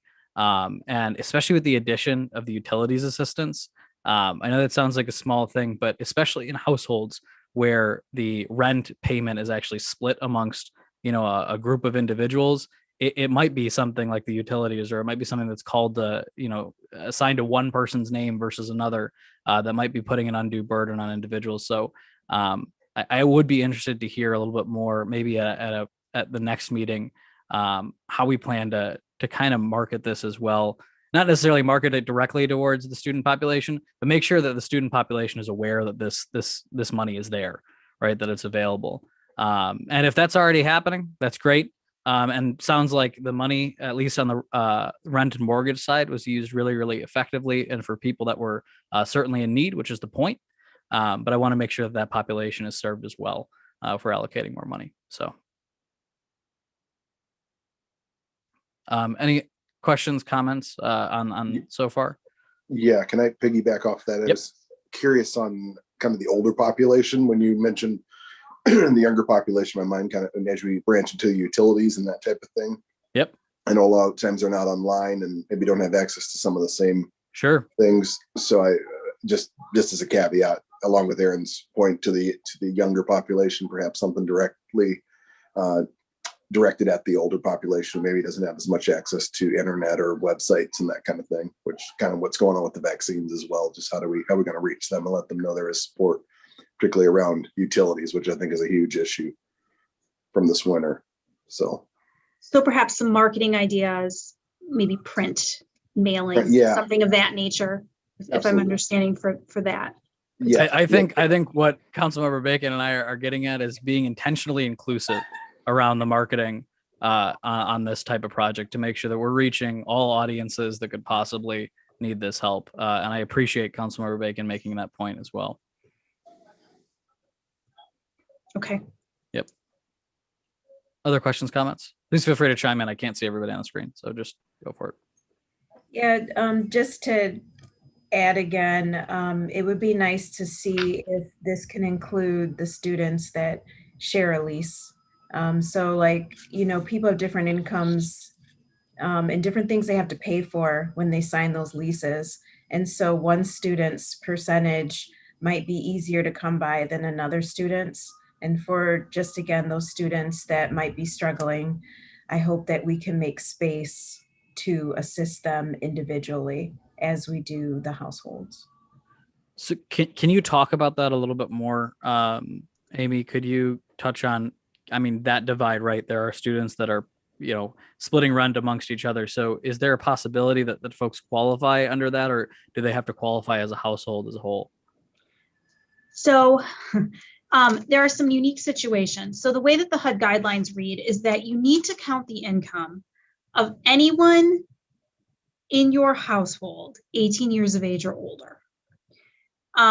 However, there have been some specific examples where perhaps there's a 4-bedroom apartment, but all 4 individuals have individual leases, right?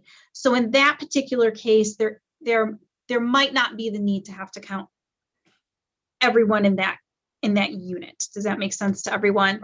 But the HUD regulations themselves do stipulate that you have to count the income of everyone 18 years of age or older. But certainly based upon, I would say that based upon, current trends and usage, there have been apartments, right, serviced, but I can get you some specific, more detailed data if council is interested in how many of those individuals are students. If it Please was continue if you have collected. anything else. Dana, did you have anything else? Sorry. Well, since you asked, Yep. will we get an understanding of what the stipulations are going to be around the utility assistance? Like what the hoops a person is going to have to jump through in order to qualify, or will they qualify for all three, or is it just one, just that kind of breakdown? I think that that's really at council's discretion. What I have personally seen, and I think what staff was initially considering, was that persons could be eligible for all three or all four. So a lot of times what I have seen other municipalities do is offer the program and essentially say you're eligible for rent and utilities and lump them all together on that basis. So I might recommend that that's what we consider launching initially. But perhaps council members have a different opinion on that. Councilmember Watson, or maybe Amy, you could just give general opinions. Since this is a discussion only meeting, we're not talking about necessarily passing it today. I mean, do you think that there's a need to see, simply the allocation of utilities assistance to an individual household that might not need the assistance on the rental side? I mean, I can see that as a potential option. I know that there's a lot of places that, as you even stated, that are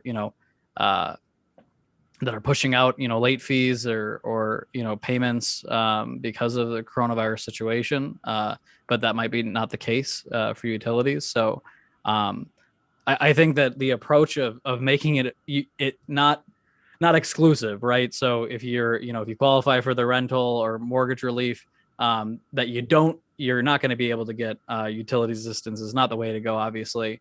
But that, you could qualify for one or the other if you only needed one, I think is the way that I would envision it going forward. But I don't necessarily know what the need of the community is in that. I imagine that is, but that's anecdotal. Of course, I don't have data to support that assumption. So. Yeah, and this epidemic has only exacerbated where people were. And so sometimes programs only cover during the epidemic or only cover a couple of months. And some people have been in the hole for a minute. And so just keeping that into consideration, if those possibilities are there to truly help people out going forward in larger amounts, who, like I said, have kind of had to make some tough choices for a while about which bills get paid.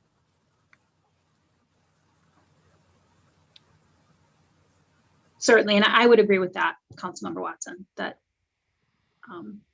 individuals have been facing a variety of need and might be a couple of months behind or 3 months behind, and so it then just systemically kind of catches up, which is very easy to do.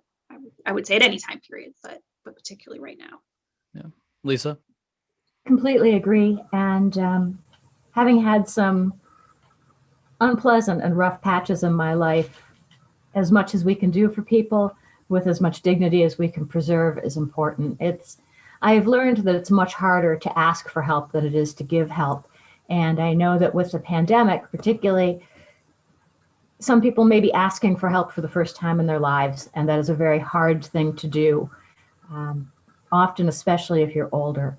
So there is no judgment behind this. We are a community. We look out for each other. We take care of each other, and everyone is welcome. Everyone is worthy. Thank you. Just another quick comment on something I made earlier. Maybe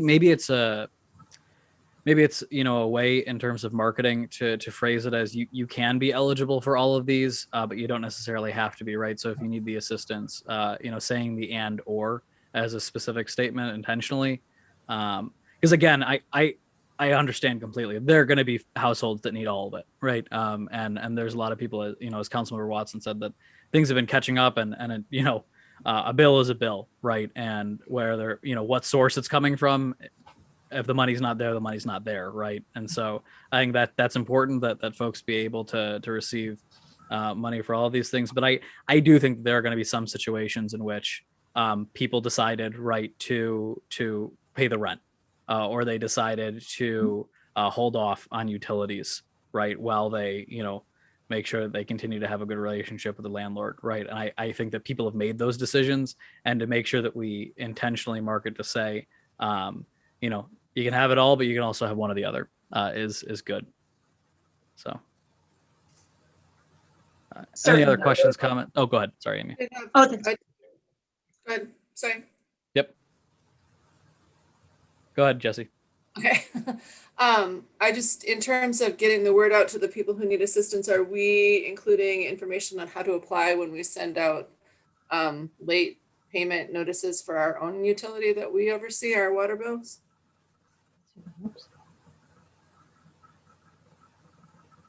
I can't speak to that. I don't believe that there has been a reminder. I don't believe that that's the case, but that's certainly something I could speak with finance about and get clarification on. I mean, I don't know what privacy concerns or anything like that we have to do, but that seems like a way to kind of pretty immediately get the information to people that we know are having trouble with at least one bill.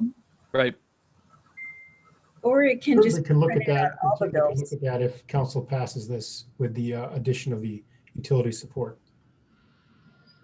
Sorry, go ahead, Councilmember Watson. Thank you, George. Just, it could be printed on all the bills, since everyone's getting the water bill, just for them to know about it across the board, not just if they're in the hole for their water. Yeah, I like the idea. I think it's I think it's a really good approach, and I think that even, you know, further, if we work with some of our local utility companies as well to try and put that message out as well, I think that would be something that would be beneficial. I'm sure that partners in the area like Consumers BW will be willing to try to send out some of these messages, especially because a lot of them have online formats now, understanding the restrictions some people still have in place, doing paper format or other, you know, formats of bills, but utilizing those channels for information as well, I think would be good.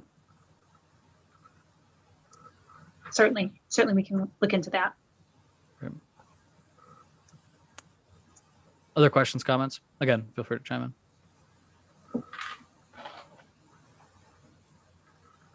All right, not seeing any. I think that you have some guidance on this item specifically, but we got some more to go. So I will hand it back to you, Amy. Okay, thank you very much for your feedback, and staff will be prepared to come forward and speak with you again next week as well. So, great. Thank you, Amy. Absolutely.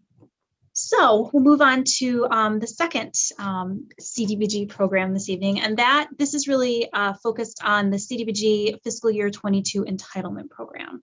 So council might recall a little less than a month ago, staff came forward and we discussed the prior budget approval processes and really discussed the formula requirements in terms of how entitlement funds can be spent. And during that meeting, council asked that staff provide a bit of a history on, how funds had been expended in the past, on, what kind of projects were prioritized and things of that nature. So this spreadsheet is actually divided into, it's 2 slides on the presentation, but it is one main spreadsheet within your packet that was included. And this really provides you with a 10-year snapshot of programs and projects that were funded through the CDBG funds. As just a brief reminder, public services are capped per the federal government, so we can't spend any more than 15% of our total entitlement on those one-on-one assistance things. And as you'll see here, there are things like, individual support, food, programs, shelter services, so anything that's one-on-one is really defined as public services.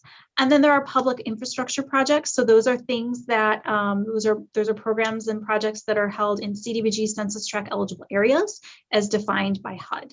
And so that is really gathered from census data. And then obviously administrative costs that have been provided to support staff salaries, whether that's planning staff or Department of Public Works staff, anyone working on various projects and activities.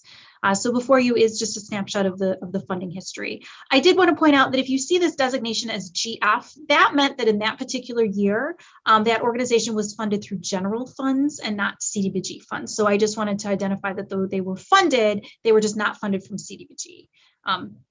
But from another financial resource the city had at that time.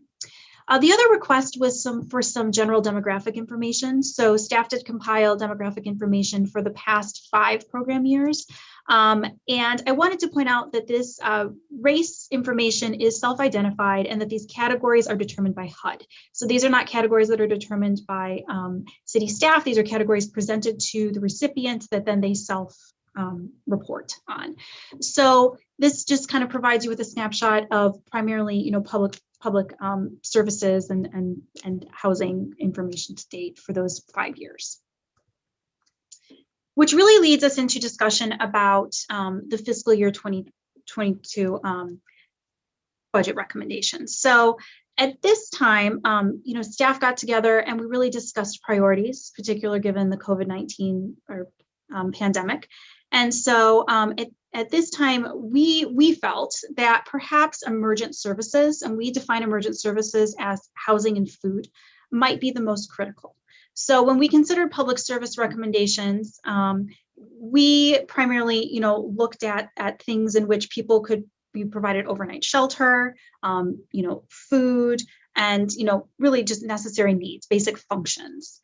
In terms of public infrastructure, there are recommendations to fund similar programs as in the past, but with a couple of program addendums that I kind of wanted to point out. So the first is for the homeownership assistance program. In that program, in years past, we have provided individual applicants with up to $20,000 in down payment assistance and $5,000 in minor rehabilitation assistance. We have found that those individuals needed to purchase in a targeted neighborhood. Targeted neighborhoods are Bailey, Southeast Marble, Chesterfield Hills, and Red Cedar. We would recommend that, given sort of progress and what we're seeing citywide, that we open up that program so it's not in targeted neighborhoods. We've run it in targeted neighborhoods for 25 years. We feel like there's been some successes. We've serviced over 100 households, but we would recommend that we maybe open that up this next program year citywide, and that we also increase the amount of down payment assistance. When we go through pro formas with one of our partner agencies, Capillary Housing Partnership, we have found that really $30,000 might make a better impact when individuals are applying for those funds. I actually smiled earlier today because I think it was Mayor Pro Tem Gregg that had mentioned $30,000 in down payment assistance. So that's really what we might recommend, is that we increase that dollar amount that is eligible per HUD guidelines. And then with the homeowner rehabilitation program, we've seen a lot of need with that lately. So we might recommend that that be funded an increase. So going from 1 household or 2 households to actually 4 households next year. And then obviously, I have spoken with both our Department of Public Works and our Parks and Recreations divisions, and they have some ideas on, some eligible programs that might be great to see funded. And then in terms of the administration total, staff has been spending a significant amount of time, as you can imagine, on administering both the CV programs and these programs. So we would recommend at this time that we max out at the cap at 20% for next fiscal year. As discussed in the prior meetings, this is the approval process for the fiscal year 22 funds. So there would be multiple public meetings as well as 2 public hearings that would be before City Council. Obviously, notifications can go out community-wide. Agencies could be specifically notified by staff, but this is the recommended and frankly the approval process that Council decided. And then in terms of outreach, it would be staff's recommendation right now that we send an email correspondence to perhaps applicants that have received CDBG funds in the last 4 or 5 years, so that they're aware that City Council is interested in, once again, providing CDBG funds, both in the areas of public infrastructure, but of course, public services, since that has not been funded for the past 2 prior years, so that they would receive that individual notification. So that's really the information that I had before you this evening. I'm happy to answer any questions and certainly talk more about the entitlement program if council has any follow-up questions. Would you mind going back a couple of slides to the recommendations? Sorry, I didn't see the 30,000 on there. Is that the meant to be the 3,750? Is it supposed to be 30,750? Mayor, can you 30,000? I'm just trying to understand. Oh, I see. So are we talking about the HOPE program? Yeah. Homeownership Assistance Program. Okay. So good question. So the thought process is CAHP actually has some carryover funds from the prior fiscal year. Okay. So what we would recommend is that we've worked with CAHP and we've said, okay, since you have carryover funds at a limited admin fee, are you willing to continue to administer the program? And we will use carryover funds, and we believe that we could fund, a minimum of 1, possibly 2 households for next year. And so we wouldn't allocate from this particular budget. We would just use prior year carryover funds. Okay. All right. That makes more sense. Yep. Absolutely. Okay. Understood. And certainly I want to point out that no final decisions need to be made this evening. Certainly this is not, this is staff's initial recommendations. This does not mean that, this is the final budget. It does not mean that if council would like to hear from, former recipients that are not on this list, that is not the case. That's certainly something that we will, continue to discuss and hear from everyone in future meetings. Great. All right, council members, feel free. Chairman. No questions, just a comment. I am wholeheartedly in favor of opening up the homeowner assistant programs, actually multiple ones that we administer, the employee homeowner as well.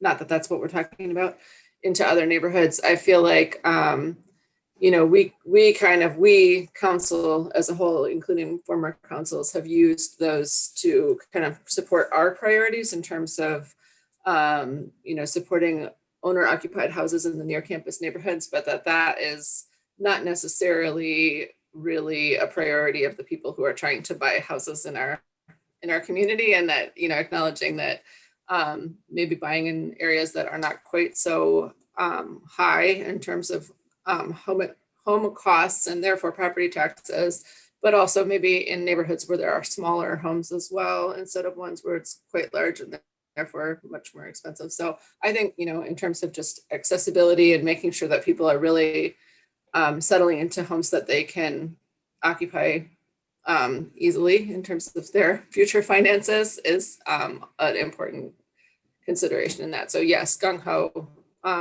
enthusiasm on that idea. Really quick question. Does any member of council have any questions that required the PowerPoint to still be up? If you do, that's completely fine. I just want to make sure. All right, not seeing any. Amy, would you mind taking it off the screen so we can see everybody?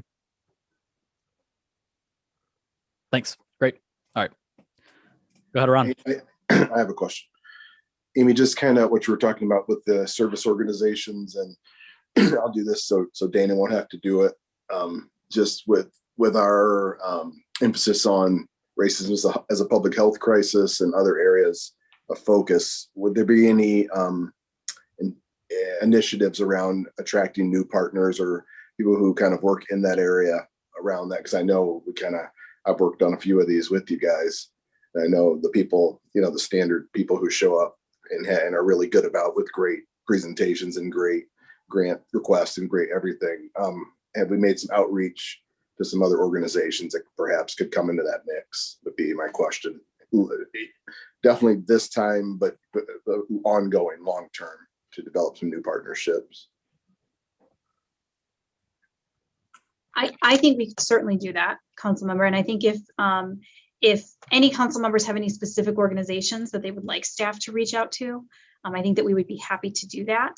I think that we could just explain. I think that, and again, I'm just thinking off the top of my head, right, without consulting with anyone else. But I think that we could certainly reach out to prior applicants and say, hey, City Council is really considering funding again public services, and here are the meeting dates. But then I think if there are specific organizations you'd like staff to reach out to, we could certainly send a different correspondence to them and just explain that this is the process. These are the meeting dates. These are the public hearing dates. And, certainly at any time, anyone can email council or reach out to council individually and just explain sort of the funding pots. I think that that's certainly possible. That'd be great, because they're all great programs, but just to be intentional and that kind of thing, I just jump straight to front of mind. So. Sure. And I would welcome feedback on what those organizations are, and if individuals have contact persons, that's great. Of course, my office light clicks off. But yes. Yeah, just to add, I do have some ideas, definitely, and have picked other people's brains on ideas of groups that have been doing the real racial justice work, and how the possibility of making space and inviting them as well can be made. And I'm trying to understand that term, the public service. I looked that up so I can understand the definition to make sure it applies, like you're saying, to that one-on-one services that's being done. And I also want to make a comment just about those demographics.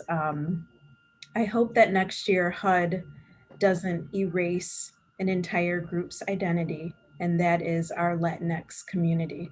A lot of Latinx people sometimes just individually identify as Latinx, and it's not even listed in the demographic information, and it's disappointing, but I've seen it in other areas too across the nation when you're asking for people's information.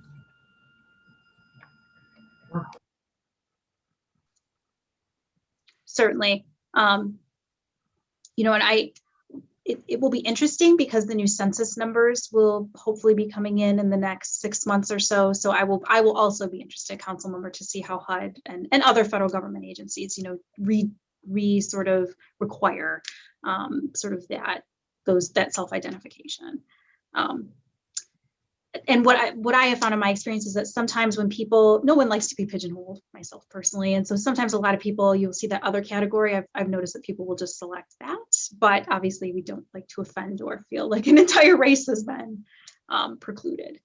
And in terms of other eligible activities, particularly with an emphasis on racial justice, HUD does have a matrix that I would be happy to also share that kind of shows exactly what types of activities could be funded. So for example, it'll show like homeless assistance, legal services, things of that nature. So that is something else that I could share with interested parties so that they could see, specifically what types of programming they could offer. And perhaps that would be beneficial. Great. Thanks.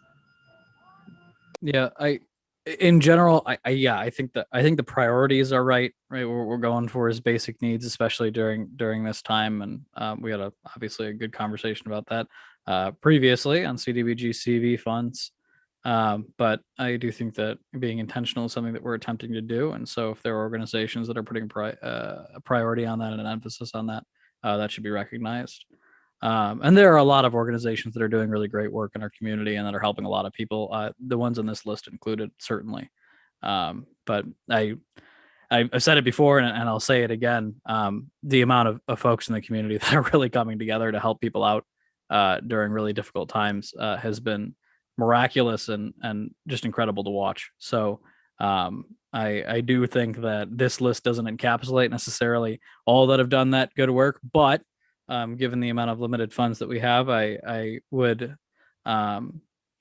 look towards advice from folks that work in that space, like Amy and certainly like Councilmember Watson and others, to try and make sure that we're being intentional about this. And if we need to bring other people into the conversation, if that's Elaine or if that's even folks in the HRC, I'm down to do that as well. But agree with a lot of the points made. Any other comments on this so far?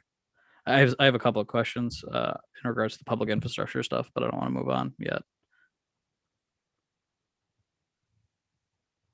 Great. So could you run us through a little bit when you're talking about sidewalk and ADA accessible curb cuts, what those projects would kind of entail and what we'd be using those funds for? Certainly. So specific to the proposed sidewalk project, for the past fiscal years, council has been focusing work along Albert Avenue, which is in a CDBG eligible track area. So on the outskirts right of the downtown and Bailey neighborhood. And so what we have been doing is selecting intersections. Our engineers, the city's engineers, go out, kind of do an assessment of sort of, unfortunately, like the worst areas. And then, determine how and where curb cuts are allowed in those areas. And so this would be an extension, an enhancement of that project. The hope being that we could, through the course of potentially fiscal year 22 and then fiscal year 23, complete all of the necessary work along Albert Avenue. Okay. So that would be that particular funding recommendation. So one thing that I was thinking about when I was looking at some of this funding is I was reminiscent of about 3 years ago when I first got elected to council. There was a discussion on accessibility in regards to those that are hearing impaired as well. As we start to see a little bit more traffic in our downtown, especially with the amount of people that are living and working, some of the intersections, especially that don't have voice activation or voice recognition of when you can actually walk across the street, can pose a risk to individuals who are hearing impaired, sorry, not hearing impaired, sight impaired. And so I do believe that if possible, maybe it's future funding or maybe it's this funding. We should try to be a little bit creative when we're talking about accessibility, that it doesn't just necessarily include folks that are in need of assistance walking and around, but it also could include folks that might be hearing or visually impaired. I think that was something that we put some money towards for Grand River and Abbott. But I'd be interested to know if there were other areas in which there was a lot of high traffic pedestrian activity where we don't currently have some kind of voice indication of when you can cross and when you can't cross, because that was something that was brought up to us by members of the blind community. And I think that was well taken. Honestly, it was a good allocation of funds. So We can have Mr. House address that when this comes back up again for the budget work sessions. Yeah. That was just an initial thought when I was thinking about accessibility, because I do think that using this funds for that is obviously something that's a good priority, and it's something that's important, and it's money that we might not have without this allocation. But I do think that we can think a little bit creatively about accessibility as well. And then could you run us through a little bit about the Homeowner Rehabilitation Program, why for households, assistance with weatherization, qualifications for that program, administration, and then a little bit of background on if we've done something like this before and how it's operated? Sure. So the Homeowner Rehabilitation Program is something that Caballero Housing Partnership currently administers. It was actually at least 5 years ago administered by city staff.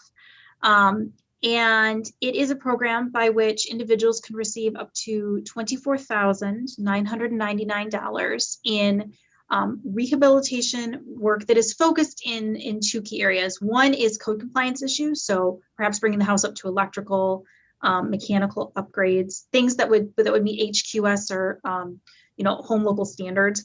And then a lot of times what we see with those programs are replacements of like GFCI outlets, but then major projects like a roof replacement, window repairs or replacement, doors. Sometimes there's a need for ADA accessibility, so the creation of a ramp or something of that nature. So those are the main focuses of this particular program. Based on feedback with CAHP, we have seen a significant need. The $24,999 is a benchmark based upon HUD guidelines. So that is a HUD requirement based upon current programming. We would recommend an increase to the program this year, simply based upon recent production and service. I'm not sure if you have any other questions or if I missed something, and I apologize. No, I just wanted to hear a little bit of background on it. So talk to me a little bit about who would be involved in a program like that, and then how CAHP would actually do the outreach to identify these folks that would be in need. Certainly.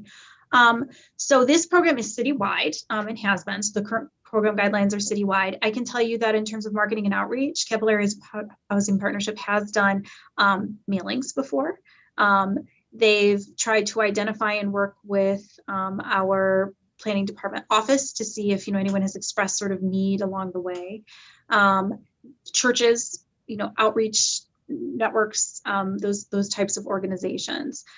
We have seen a wide range of individual service. So, for example, one of the most recent programs was a young family with children that we provided assistance with. But I have seen individuals of all ages, from, young professionals that meet the income guidelines and just need some help, have lived in the home, or seniors, right? People in their 70s and 80s that just need assistance.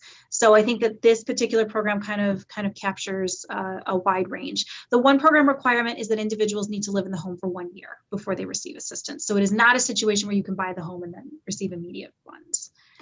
That's the current guidelines. And the reason for that guideline is just so that we might not have immediate duplication of services. So that, we're trying to not allow someone to buy a house with potentially CDBG money and then, rehab the house immediately as well. So that was kind of the intent. But if council feels otherwise, then we could certainly explore that. Okay. Mayor Pro Tem. Yeah, I just wanted, that's a grant, right? Not a loan? Or is that what's the? Great question. So this is, it is a second mortgage, 50% forgivable loan. So what that means is, okay, so I'm just going to use the perfect example with the easy math. So I, Amy, apply for this program. I receive it. I receive $20,000 in funds. If I stay in the home for 7 years, then only $10,000 is due at the time of transfer or sale. And so that is how that program works. This is not a program that requires monthly payments. You do not pay anything back like in increments. You only pay the balance due at the time of transfer or sale of the home, because the intent is that we don't want people, to go into any additional debt or have, any additional payments if they're already income eligible for the program. And then that 10,000, when it is repaid back eventually on the transfer, that goes back into the program to fund additional rehab grants. It does. Okay. Yes. We refer to that as program income, and we have seen that for several years. We've seen additional funds come in. Cool. And that is the same process for the HOPE program as well. So that is the same requirements for the down payment assistance program also. Yeah, expanding that type of assistance is something that I think is a pretty critical need in our community. I think we do have a lot of people aging in place in homes that are becoming less suitable with passing time and decreased mobility. I would suggest both our Primetime Seniors program and the Tri-County Office on Aging as people that could help identify people that might benefit from that type of program. Yeah, and just to Mayor Pro Tem's point, I mean, even a program that was mentioned earlier on this Meals on Wheels, I mean, oftentimes that's utilized as a program is really a welfare check right on those individuals, and especially that program might be able to identify folks where they've seen significant issues with access right in one's home, and actually might beget the need to have those meals delivered right to a situation. So I think that's a really good point, Mayor Pro Tem. Other questions, comments? I do have one more, but I don't want to move off of this unless. All right, and talk to us about parks improvements. So projects within the CDBG tracked areas, of course, with the emphasis on, I think from this council, or at least on my end, as one council member, that we want to make sure this money is going to folks that are in need, and this money is benefiting those people. So talk to me a little bit about what these programs would do and why we're using this money to do it. Sure. So I was able to speak with some Parks and Rec staff this afternoon about, in the perfect world, kind of what they would see funded. And to just kind of hone in a little bit more on eligible areas, we're really talking about perhaps some improvements to Stoddard Park, perhaps some accessibility issues around the Hanna Community Center, and then perhaps some things in the Bailey Park. And so I think that there has been some discussion. My understanding is outside of the Hanna Community Center, there's some needs and improvements for a walkway. And so that there might be some improvements. And I believe also behind the sidewalk, behind the community center is not in excellent shape. So that was one discussion. There was some discussion about some pour in place needs underneath playground equipment. particularly at the Bailey Park. So that was a discussion. And then perhaps some additional AD accessibility things in Stoddard Park. So nothing finalized yet, certainly something I can ask for even more detail about, but those were the initial recommendations when we had a discussion about that funding level with them. Great. I'd love it. Oh, go ahead. Forgive my ignorance or my lack of memory, but where is Stoddard Park?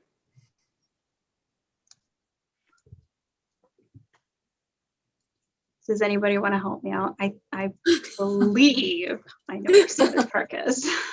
Okay, I I'm not don't want to say the wrong thing. I was gonna Google it, but I try to stay on my phone during these meetings. Here. Stoddard Park is It's in on Bailey, but it's Stoddard Road, Bailey, and I'm trying to get the streets right next to it so you can get a little bit more of understanding of exactly where it is. So the streets surrounding it are Albert, Milford, and of course Stoddard Avenue, and then intersection of Ann Street. Precinct 10, Bailey, but east, not quite to Hagedorn. Okay. Do you know where the Beechwood? Do you know where the Beechwood apartments behind are? the Grand Traverse Pie and Brookfield Plaza. Yes. Okay. No, I know where that is. Yeah. Oh, yeah. That does need help. Yeah. Okay. Got it. Cool. Yeah. No, I know exactly where that is now. Thanks. Thanks for helping me with that, everyone.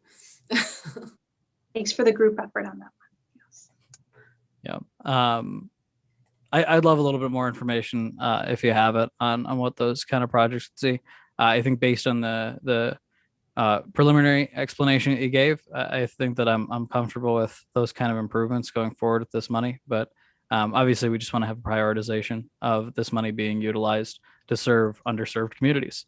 And I think that dealing with accessibility issues is certainly a good way to use that. But just a little bit more info would be great. One thing I can mention, Mayor, is that the Parks and Rec Director and I had a conversation about this, and the poured in place surface was something that they wanted to achieve with the Bailey Park renovations, but didn't have the funding for. And obviously the poured in place surface allows fuller accessibility to children with disabilities or mobility impairments. It would be like the Patriarch Park playground surface, which has that level rubberized surface. So for safety and accessibility. And like I said, it was something we wanted to do for Bailey, but didn't have the funding to do. But that was one big example he mentioned to me as well. Yeah, no, that's great. And again, just hearing initial, I think that's probably a good way to utilize that funds. And I appreciate that further explanation. Did anybody have any other comments, questions, or anything that we wanted to discuss here?